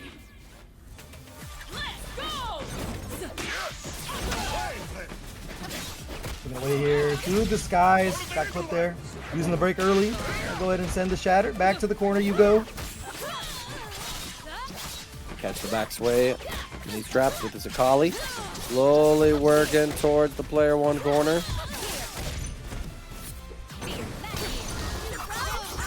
Oh, but yeah, how do you block that? You don't is the answer. Yeah, big time damage coming in. Tag assist, or excuse me, tag launcher, and the Azuna drop to make it sweeter. Perfect routing again. Solo Braum here. You do get that 1 round lead if you are Galladiated, so don't have to force the issue too much unless you see the opening. They're just going to run up and start swinging, though. Another great opening for Mazetraps here. Get the limit strike finisher as well. We're handshake tagging to see what wake up option Gladiator pick, but he says, I see you jumping. Hold this air throw. Gonna extend the damage a bit with the Vi assist. Gets a limit strike finisher. Tries to get another jump air throw in, and yes. Unfortunately, Mazetraps had an assist on incoming. Was able to see the Fury. Handshakes tag. Very simple block. I like this though. Gladiator just swinging for the fences, but runs into the command throw used as a reversal. Mazetraps now at set point. Trying to get back to grand finals to take on Bleed one more time. Very dominant here. We saw some life from Galladiated, but the mix just a little too much. See if I can start doing some of this heavy lifting here. Back dashing away, getting some space. The Unbreakable coming in. Tagging the Ahri, but unfortunately getting clipped here. And now a very merry unbirthday as we head over to the corner here. Meter to work with as well. I'm sure you want to look for the damage routing, the tag launch, making it sweeter. Limit strike, 50% down for both characters early. Another neutral jump off of the fire. No confirm off of that counter hit. Vi assist. Gladiated is slowly kind of losing the war of attrition here as Mazetraps is continually just one more interaction, gotten more hits. Gonna pop the super early to stop Galladiated from generating break before Vi's untimely demise. And now it's all up to this Braum against a near full health Akali and Ahri. Furious pop defensively. Oh, not again. Not. Yep. Hey, we've been calling that the emergency button all night for a reason. How dare you dash in my face. The level 3 to close things out, and a 3-0 for Mazetraps as they're going to be taking a trip over into grand finals for it. I suppose I could try. Yeah, we let the intros rock around here. Yeah. Round 2 anyway, so we're getting everything started up right now as Mazetraps wants a chance to win tonight's bracket. Has to beat Bleed twice in a row, which is a very, very tall order. Mazetraps able to defend, catches out the Ekko. Bleed will just disengage. We handshake tag, trying to find the next hit. Bleed with the parry, wanted to swing and get aggressive, but Mazetraps was already in range to stuff whatever retaliation Bleed had in mind. Oh, see you, Bleed. Don't want to funky with it here. The Time Riders still on deck to cover all the options. Running in, going over the top. Great defense, blocking that one, and a great opening. Gonna get the pickup with with Ahri as well. Old super into the corner now. Big time damage off the Illaoi early, which is, I mean, when Mazetraps did show signs of life in their first set in Winners Finals, that's when they were really cooking. When they're able to get the Illaoi off the board early, really stand a chance. But for those of you who are just catching up, the first match between these two was a 3-0 in Bleed's favor. So right now, Mazetrap off to a great start. That is going to drop for the damage. All right, we try to get in, dealing with that Illaoi super assist. The Ahri assist will come through as Mazetrap is off to a very strong start. Bleed not really able to get too much of an offense going for himself, but sometimes game 1 or round 1 is just data. We've seen Bleed lose a round pretty decisively just to win as if nothing happened. All right, well, that's a very, very solid round going Mazetrap's way. That's going to set the tone here, looking very, very good this far. But we've seen Bleed in these situations before, and they're playing like they feel disrespected after losing one of these first rounds. As you can see, another hot start here. Single tentacle Oki. The delay on the light. Break coming out from Mazetraps here. That is a very great opening for Bleed, getting that break out of the way. Cross up comes through, though, for this Ekko. We're going to see Bleed get the side swap, too. Single timeline for the Oki. Not going to go for any time winder plays. We're just going to try to use it for pressure, but excellent push block to then use Ahri to whiff punish Ekko as we whiff the move. Side swap as well with the Akali. Get up attack will stop the offense for now. Illaoi comes through. Not in position to punish a throw attempt. Look at there. Great defense from Bleed. Even blocking the fuzzy. Jumping out of the way. I mean, still, the blocks on point, and they're going to get rewarded for that defense with all of this damage. Akali off the board. Don't you got to do anything too fancy, man. No system mechanics, is holding down back and hoping for the best right there. Down back not working out, getting caught by the throw. Great opening from Mazetraps here. Over the corner we go. Fury slowly building up if you have to make a miracle happen. There's the Oki with the fireball, the cross up though, not able to get anything with it. Yeah, and so now in the Illaoi gets out, we are able to defend against the Ekko for just a moment of time. Somehow able to completely thread that needle, catch the Illaoi, but Mazetraps is going to cost all of your meter. Not even get a kill onto this Illaoi. Push block comes through, we got to respect it. 2H, gonna go wide. Check the throw though, somehow Bleed is ready for that. Absolutely insane, but there we go. Mazetraps will find the next hit. 1v1 now. Game point for Mazetraps, so Bleed might want to think about popping Fury if he gets a moment to do so. Chooses right there. No. That's tough. The very end of the Time Winder animation gonna spell disaster here. And Bleed, of course, gonna be putting themselves on the board here, 1 round apiece. It's so unfortunate. Not sure if they pressed anything or just got caught raw for that Time Winder, but gonna be working out in Bleed's favor. Yes, indeed. And I'm kind of surprised that Mazetraps didn't force the issue with Pop Fury right there and said, nah, I can win this situation. But again, hedging the bets, wanting to make it so that when you do get into this situation with Bleed, you have every possible resource available to make comebacks like this. Get the full scoop right here. Making a corner combo out of the mid-screen thanks to the assist blocking it. Look there, look for the second throw. Now, little side swap. We're gonna be putting Mazetraps into the corner here. We're gonna take the JS2 super. Been getting a lot of mileage out of this all night long. And if anything, this chip is just adding up so quickly on this Ahri. Yeah, it's gonna be adding up even more once Bleed gets the happy birthday. Ahri falls, so Akali's going to come in, but a single hit confirm is all Bleed needs. Close out this game 1 of Grand Finals. The 2H from Mazetraps does not lead to a combo. Son, wake up S2. Wake up S2. Kids these days, man. No respect for their opponents. Wake up. I'm just surprised the hitbox on that thing is that high, completely sniping out of the top of the screen there. But as you mentioned, Wake Up S2 is that's a choice, man. Bleed does these things sometimes where I think in my head, but if I did it though, but if I did it, I'm dead. Right. I'm like, of course it works for you. When I do that, I just make it feel myself. Happened so many times, man. But these players are built differently. Here we go. Cross-up connects for Bleed. Going to see the side swap as well. Tag launch into Illaoi for the Okazemi. As Paragon comes through with the raid. Thank you so much, our friends. Hope you all had a good stream. Welcome to the Grand Finals of 2XKO tonight between Oni's Bleed and Oni's Mazetraps. Yes, it's all Oni. Oni and all open, coming back in behind the fire. Still keeping Illaoi jailed to the corner. We've seen Bleed in this position before, but good old down back was working out for him. Unfortunately there, the fuzzy overhead. Gonna pop the top. Gonna use the break here. Get some breathing room. Orb super.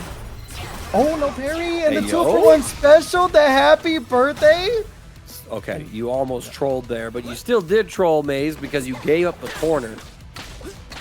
Without finding like a stronger hit, I suppose. And now, Bleed is gonna start off with his Ekko. Single timeline. Backs up. Tries to find the roll. Holding all this pressure. Throw comes through, and Maze is okay taking that one. Get up attack is baited. Yeah, big bet there. Now 1 character a piece, man. You're almost building up that level 3 as well, so it's looking good for Bleed. Look for the super assist mid-screen, just raw like that. Illaoi getting immediately smacked. Parry there, able to run and get the 5M as well. This is so big. Akali, the squishy character. The surrounding's gonna be here, taking a limit strike. Now the install, back dashing. There's the get up attack. So huge, such a big risk, but why not with your back to the wall? What a pickup right there. Immediately we go into the Azuna drop, denying Bleed the opportunity to use that Fury. Mazetraps takes round 1 of game number 2. Can he find the second round to tie up the scoreline? Yeah, I will say, man, Mazetraps is having to earn these games that they are getting, but taking what we can get them. Excuse me, the rounds. Right there, Spirit Rush into the orb. The parry coming in, though, and what a punish from Bleed. And that's the thing, man. Getting that first round on Bleed, it seems like it's doable, but it's the second and third that are in question. Seems to be the case.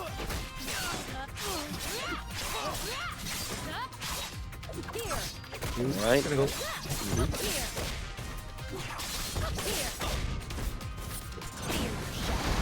Limit strike there, setting up the shroud, getting ambiguous with it. Taking the throw. I don't think I've seen Bleed get thrown like more than like 2 times this entire tournament. Completely ready for every single attempt. In the air, on the ground, either way. Bleed ready for it. Solo Akali here. And Mazetraps put themselves on the board finally. We've seen them in this position before. The Time Winder again. MVP of the duo. Now, taking the limit strike here. Bringing in the Illaoi raw. No setup either with the install or anything like that. Go back in. No, we can just get the tag launcher, start looking for that level 3. Getting clipped low though. Staggered pressure. Mazetraps coming alive. Have the level 3 as well. The side swap. Take him over to the corner. Strike as well. Smoke is dropped. We punish the roll. Able to get a full extension thanks to that Ahri super assist, but we're not quite able to finish it out. So Illaoi lives a little bit longer. We get caught. What a dash up parry, and then we're able to intercept. Bleed holding on to the break for right now. Don't want to spend it just yet, and the lower damage super works, but another throw punish on the roll. Mazetraps. One more hit. And we're tying up this grand final set. Oh my god. What a parry. Who up dropping the Azuna? That one right there to close out the game. The parry's been on point from Mazetrap this entire tournament, and now they are clutching up when it matters. 1 game apiece between the 2 Oni representatives. That was sick. Absolutely sick indeed. I suppose I could try. Trying to put up a good fight here. But again, like Bleed is on a 5-set win streak in tournament over Mazetraps. And Maze would love to put an end to that, especially with $818.53 in that match arena. I mean, this is for a really big payout tonight. Thanks to the contribution of our viewers.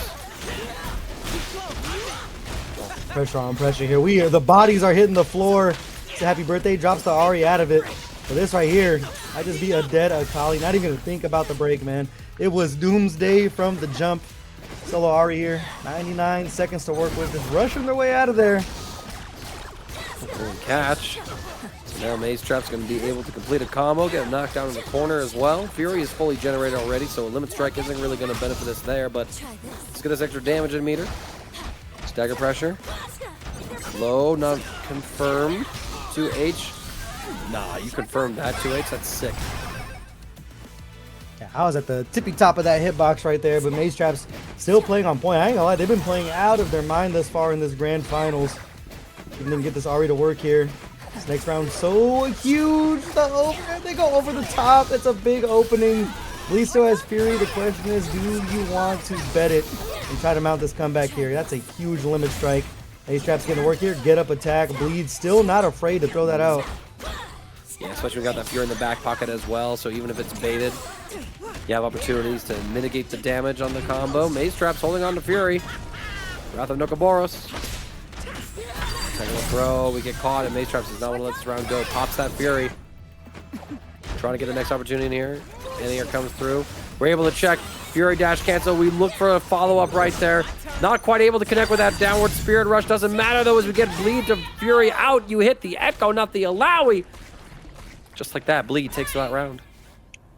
Oh my god, what a scramble there. Good old 5M, my beloved, man. Working out for Illaoi there.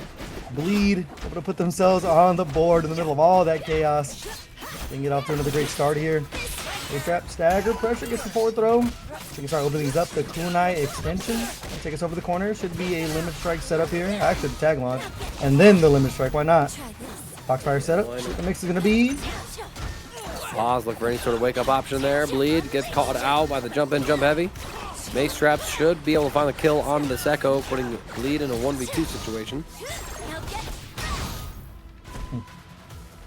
Yeah, should be able to get the Fury online at some point in the middle of all this, but see if Bleed can find that opening. He's immediately 2H swinging there.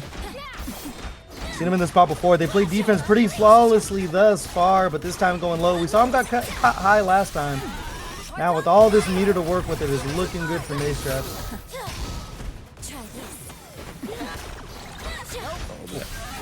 JS2 not quite enough to get the full confirm.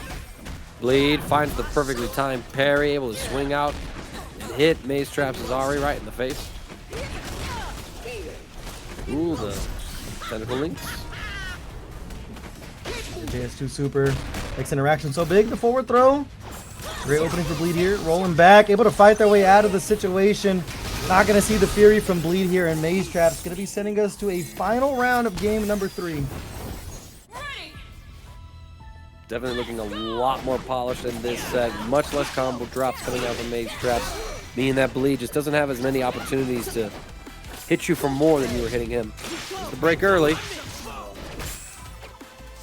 Push trade. Caught by the kunai, but still will not be denied. Running back in, unfortunately. Gonna put Bleed in the corner here. Tag launch. Should be looking for a little limit strike action here.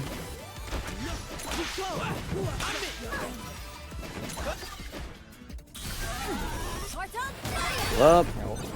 Some parry again from Bleed, as you'd expect. What a juggle there. Spirit Rush Super going to be taking Ekko off the board here. Another 1v2 situation for Bleed. Can they make it happen here? The cross up going to be a great way to kick things off here for Mazetraps. Going to put Illaoi into the corner here. So far away from Fury as well. So going to be an uphill climb for Bleed. See if they can make it happen. Parry though. Still chasing down the Ahri. With an Ekko not able to get the anti-air as well. No pickup from Mazetraps. Bleed going to live to see another day. Offense right here. Throw will connect here for Bleed. Go ahead and drop the Wrath of Nokaboros as well. Empty low blocked out. She swings, but one tentacle just outside of her medium button range. Is enough to get the counter hit onto Ahri. Full combo pickup as well for Bleed. Drops the Oki yet again. What a perfectly timed push block. What a perfectly timed level 3 as well. Denying Bleed the Fury yet again as Maze goes up 2-1 in the set. You see those gears starting to turn here. Just great openings. That's the thing. Just getting a character off the board so quick for Bleed. Forcing these 2v1 situations consistently. So Mazetraps, one game away from a grand finals reset. unless Bleed has something to say about it. So we'll see how things move on going forward. But I mean, it's been great defense play from Mazetraps this entire time. They have been playing on point, and another solid start. We'll be sending Bleed over to the corner here. They're doing a lot of limit striking and a lot of mileage out of the Foxfire OP as well. All right, set up, good parry there from Bleed. 2H will check the Illaoi that got brought up front end. We also pick up the Ekko that's still out there after the handshake tag. Bleed has to break in order to prevent any more damage to his team. We get scooped. Not quite another happy birthday. Unfortunately, got caught at that JS2. Now Ekko have to figure things out here. Small happy birthday. Running in delayed on that light as well. Still not quite out of it. A lot of gray health to deal with here. Time Winder clearing the way. And it's good old hold up back, man. Just backdash away. You have such a good lead right now. You don't have to force the issue. You do have to block for your life here. What a tech from Mazetraps. Diabolical even. We call out another run up strike throw mix with the downward spirit rush.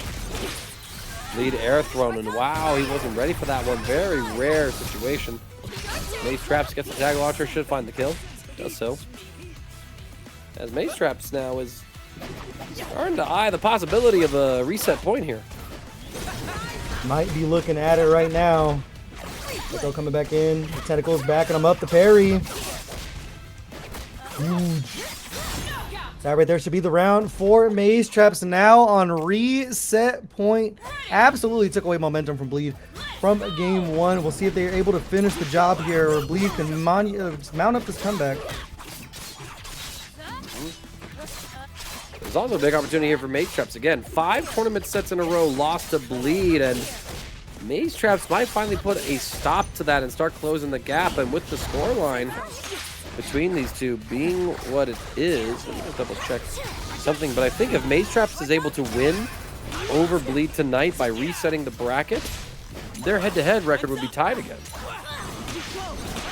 So they can settle the score here. That's a big time anti-air. Now the break. Gonna be the 2-for-1 special right there. You don't want to eat it. Good for Mazetraps. The Time Winder, though, continues just to clip Mazetraps on every single approach. It's gonna be a limit strike here. Now, install. Coming back in. Good old-fashioned throw. Gonna be the end of Akali here. So now, solo Ahri. Bleed not gonna go quietly into the night here on this first grand finals. See if they can stop this reset and force into a final game here of game number 4. So the final round. Push in, dealing with the Ekko pressure. Excellent defense from Mazetraps so far. Just push back out. They'll retaliate with their own super here. Actually catching the hurt box on that 5 heavy. Things are getting a little crazy, but Bleed that gets out on top. What a call out from Mazetrap. That was sick. Yeah. Red means go. Now the limit strike into the corner. Just a sliver to work for Illaoi. Able to get the Ekko in, but not quick enough. Bonked on the back of the head. Illaoi down. Ekko bleeding. Not a good spot here. The limit strike into the corner. This next interaction so crucial for the two of them. The parry, the low, and there's the Fury to negate the super. Yeah, pretty bad situation now for Mazetraps. You don't have access to parry with his Ahri anymore because of that meter price. Caught the Fury up top.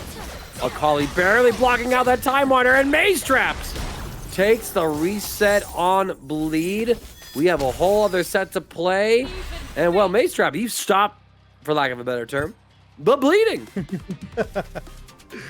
Yeah, man, I mean, it just, I wouldn't say dominance, but it just seemed like every interaction just coming up Mazetraps' way, clutching it out time and times again when things get juicy. And now an old-fashioned 1-to-3 for the championship and the lion's share of this massive prize pool we have for you over here on TNS week number 33. Bleed waking up, though. Great way to pop things off here. Little reset in the middle of that combo as well is going to make it hurt even more. A late break there, but why not? You're going to be able to build up 50% with this gray health. You can keep Akali busy long enough.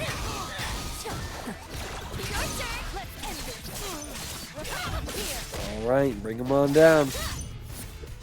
Strike as well, set up this cloud, get up attack and Bleed will stop the offense. Overhead connects as a counter hit. Full scoop here from Bleed. Getting real fancy with the Ekko routes. Another wounded character as well. S2 super. The tentacles dashing back in. So much chip on the table as well. Disengage, recognizing the tentacle, had one more swing left in it. Blocking the overhead as well. We chase Ekko down. Lead will break. Doesn't want to give Mazetraps any more momentum, but HTTP Priestess, excuse me, wants to give us $10 more into this match. Arena, thank you so much.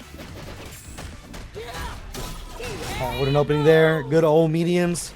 Nothing beats those, and Bleed going to be on the board first here in our grand finals reset. But shout out to the donation once again at $10, going to be putting us at $828.53. What a prize pool in Mazetraps. Going to meet fire with fire here. Great opening to this round. Take the Oki, limit strike for the meter. Oh, what a parry into the 2H as well. Bleed was ready.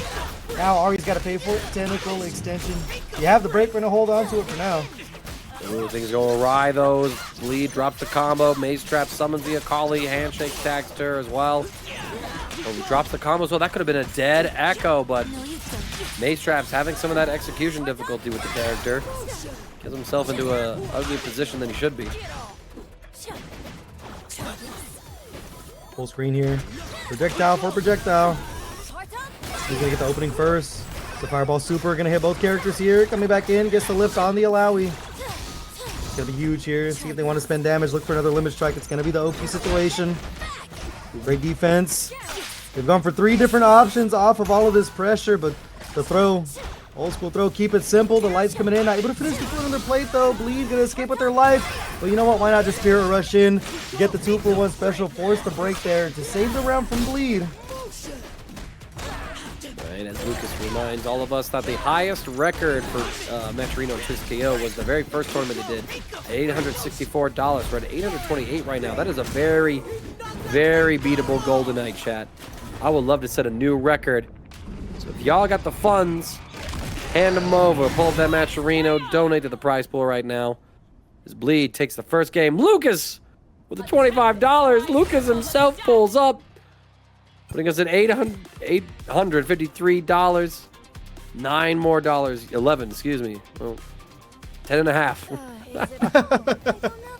Too late to be doing math, man. But massive shout out to Lucas, making sure we get a little bit closer to breaking that record. Bleed though, this 1-game lead. Oh, we're getting there. We're getting there. What we got? $858.53. My lord. Sure, Bleed seeing that right now as they get this overhead. Break coming in from Mazetraps, back to the wall, the tentacle slam. Forcing the sandwich there. Challenging with the 2M though, such a great button from Ahri.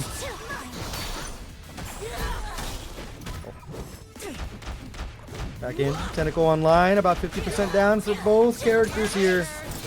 Still fighting for their life in this corner, have not been able to escape it just yet. See the movement there, trying to catch a big swing from Bleed, looking for the kunai, and still clipping the Ahri as well. Oh man, look at that parry. I mean, you parry the time winder from so far away, and then you're just able to run up, and before Ekko can even breathe, Rekif comes in with the final $10 contribution. We have set a new record for Maturino on TNS with the $868, y'all. Crushing it tonight. Let's keep it going. Let's make it harder to beat. I want to make sure no one else gets that glory, man. I want to say I was there. I witnessed it. Exactly, right? No, it's a cool feeling. It's like, hire me more. Your Maturino will explode. Exactly. Good luck. Oh, not good luck on that parry, though. Bleed. Getting caught by that 5L there. 1v2. Bleed, that 1-game lead can be so huge if they can close this out. Get another 2-low lead on their name, but Mazetraps making a pay for it now. Limit strike. Thought you've heard that one. The fireball. Oki coming in, chasing the roll. So huge. I don't think Bleed is going to be a tempting fate with this Fury here. So, oh no, I was going to say it's going to close around. We have an opening. Oh no. Curse of Rock. There's one character in the hands of one player I would never want to give any additional chances to. It's Bleed's Illaoi. Unfortunately for Mazetraps, finds the throw as Bleed gets the empty jump in, and that is a round 1 with a Fury ill spent on Bleed. Yeah, you like the bet there, especially sitting with that level 3. This makes it a little more enticing. Not going to work out for him, but I mean, can't be mad at the start here. Another limit strike coming in. Forward throw. Looking so good here. And now a $20 donation from Download Failed. $888.53. Massive shout out to Download Failed. Appreciate the donation. $20 going in. Decent contribution, y'all. Still got plenty of time in this grand finals. Higher, higher. We've actually we capped out on a prize pool. You guys can send it to my PayPal though. Going forward, Wow. anything you want to donate. Respect, Limit respect. strike. Always hustling. Bring him on Solo. down. Yeah, Solo. Solo Illaoi, down to the work, the down S1 extension, or excuse me, down S2, into the corner now. See, we see the S2 super Oki here. You got a lot of super assists to work with for the mix-ups.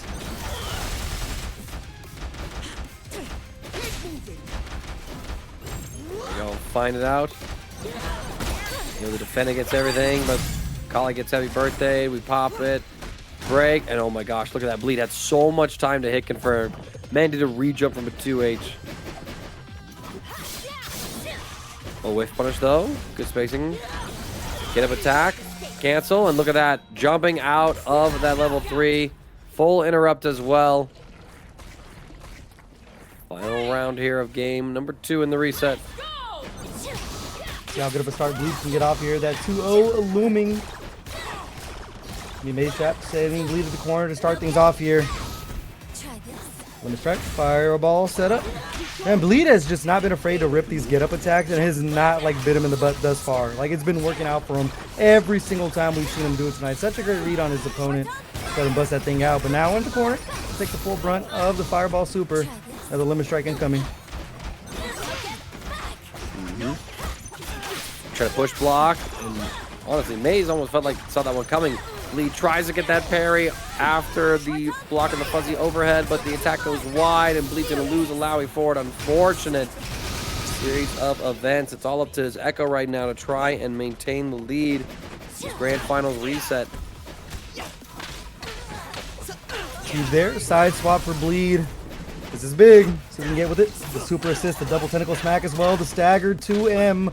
Gonna be taking Ahri. Oh no, off the board. I see, I predicted it. One character down, 1v1, Fury online for both players. Final round here of game number 2. Huge for either players. Pyre 0, a $20 donation as well. It does not stop coming. $908 in the prize pool now. We have crossed the $900 threshold, y'all. We are less than $100 away from getting full top 8 payout. So y'all raise that up. I mean, you do this, we have to pay Senshii. We have to pay a guy in France, a young lad, if you will, across the ocean for playing in a fighting game tournament based off of American servers. Meanwhile, Mazetraps will take the second game here as the Akali Ahri team is pulling a lot of weight right now in Mazetraps' hands, but he's also really stepped up his gameplay from that winner's final. There's a lot less combo drops happening. It's still there, but at much less frequency, which means that Bleed just doesn't have as many opportunities to punish Mazetrap for those mistakes. We're going to be able to get the breakout very early from Bleed. We're trying to find the next hit. Playing that patented Akali neutral. Oh, huge parry there. Gonna get the launch, not able to punish the assist a little bit more. Ekko coming back in, covering all the bases. And it's just been great openings for Maze. Like just time and time again. They've kind of just been setting the tone, and their defense has been on point as well, especially with the parries. Getting clipped there though with the assist. Ahri coming back in, the overhead going off the head. Ekko gonna get setting up this limit strike off of the super here. He might be able to get the tag launch. That's huge. This right here actually should be a dead Ekko. Who up dropping the Azuna, man? Another one for the kill, and now solo Illaoi Mazetraps. Starting to smell it, man. This 1 round lead here in game number 3 could be huge. All right, running up. Oh, and we thought a fuzzy was coming. We saw Bleed block that earlier. This time it's the low from Mazetrap, who has tons of meter to find this kill. Gonna go immediately into the next Super Spirit Rush. Mazetraps is on one hell of a streak. I mean, we might actually be seeing Mazetraps tie up the head-to-head record with Bleed tonight. Why not make it close, man? Why not make it a little dramatic with so much on the line here? The clone coming in. My little reset. Over to the corner now. They're going to take the tag launch as well. Should be the S2 super. Time to force the mix. We've seen so many options come off of this far, but now we're just going to send in the Ekko raw. Do we have the overhead, of course, but not a combo off of it. Back throw puts this Ekko into the corner. Empty jump will just get thrown as Mazetraps is calling out these particular jumps. But oh, like that, Bleed able to buffer the Time Winder, which was still able to hit the Akali, then back it up and confirm with the Illaoi. And now, Ahri in the 1v2, and mauled by this team of Bleeds. Yep. Another S2 super there. Tentacles up. Gotta play for your life here. This round is so crucial. Another challenge with a 2M, clearing the field. That's huge. She will need to put break still on deck from Bleed here. Caught him in the air. A little bit of reset at home, and then the 2H is gonna set up the happy birthday. The break coming in from Bleed. Illaoi. Now you have all this pressure coming in from the Orb Super here. Look for the 2H. A big swing and a miss. It goes awry. 2H as well. Mazetraps does not want to let this momentum go. We'll pop that Fury. But just like that, you try to throw out that Orb of Deception. A single parry dash cancel from Bleed is all it takes for him to punish that overextension on the Fury. This is a very crucial set. Who is going to go up in the set 2-1? These players are playing their heart out right there. The Time Winder again. Flipping Akali, 2H launch. Over close to the corner, running to scoot him on over, and then being able to find the 5M as well. No break in sight. So this right here will be taking Akali off the board. Solo Ahri Bleed. Smelling that 2-1 lead coming up, but the parry gonna break up the Monotony here, and the side switch with the dash under as well is huge. Yeah, but with this pickup, Mazetrap will get the knockdown. Limit Strike as well. Needs one more combo to generate that single bar meter. 2H catches both the point and the assist. It's another happy birthday as Mazetrap's able to 2H again, just the reset. Bleed. He bleeds. He's sold! Not yet! Limit Strike comes through, but there it is. Bleed wakes up with something, and Mazetrap now goes to tournament game. Now that was insane. I am not gonna.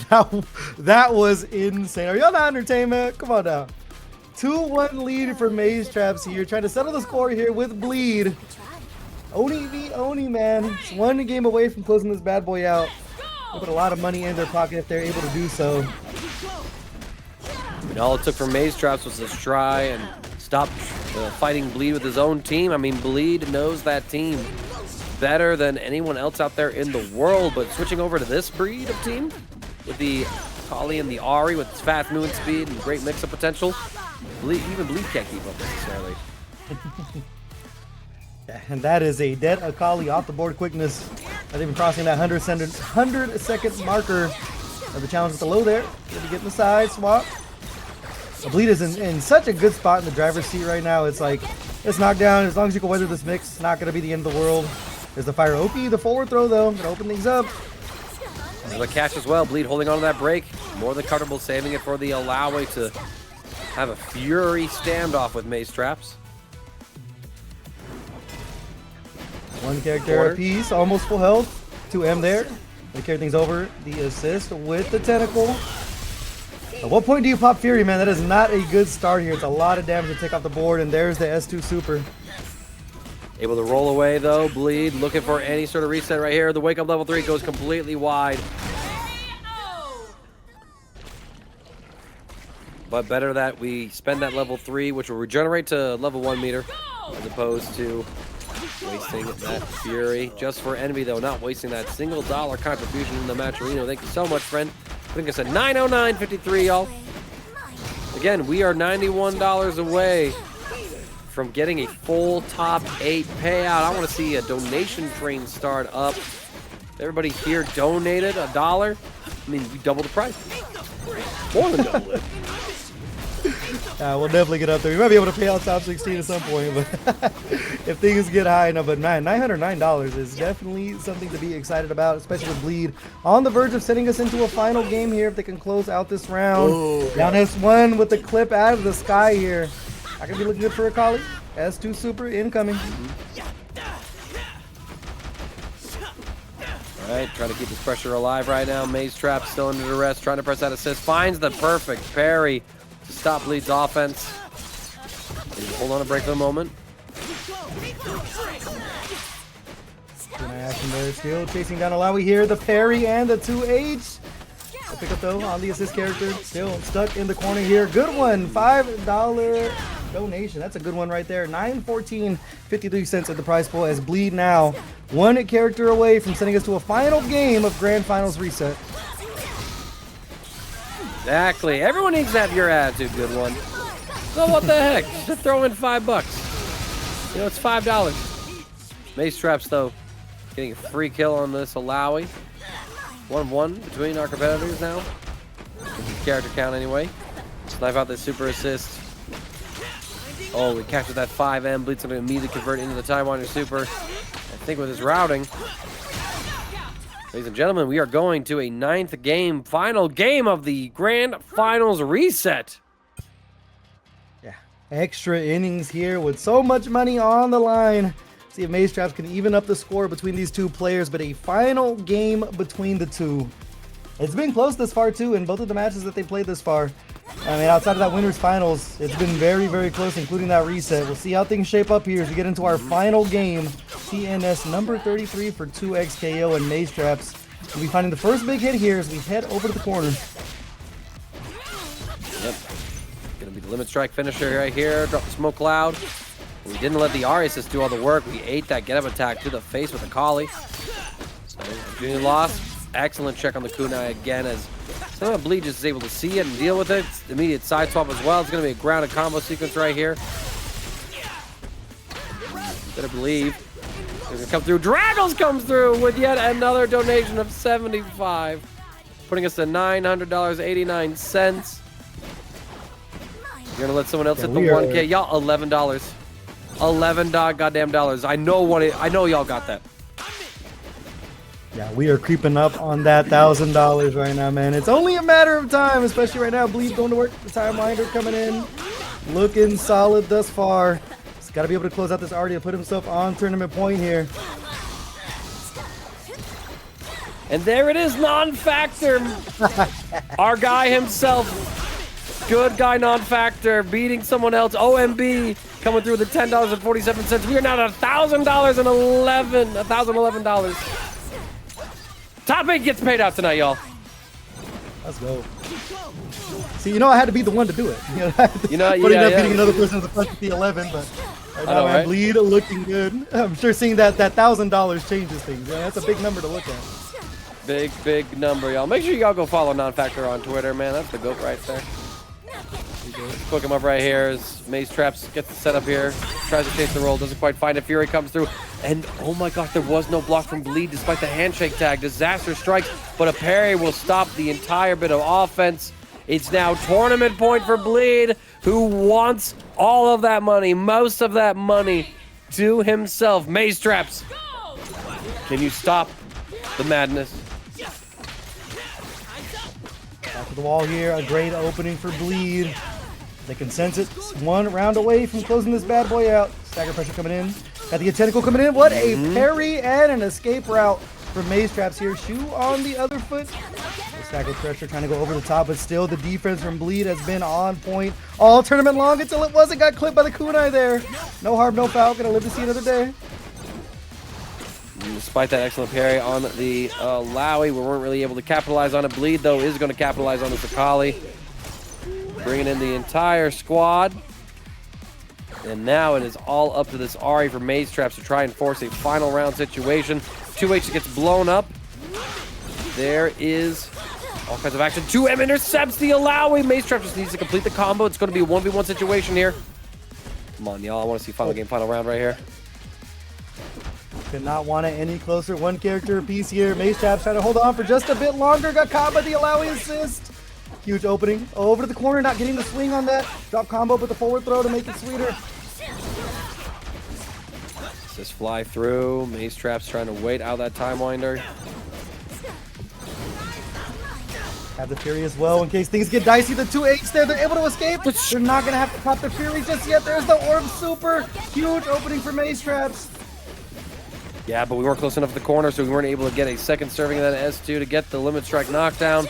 Well, the 2M intercepts Bleed, trying to run up with that Ekko. Mazetraps, can you complete this combo? Can you get this kill onto Ekko? Yes, you can. Yes, you do.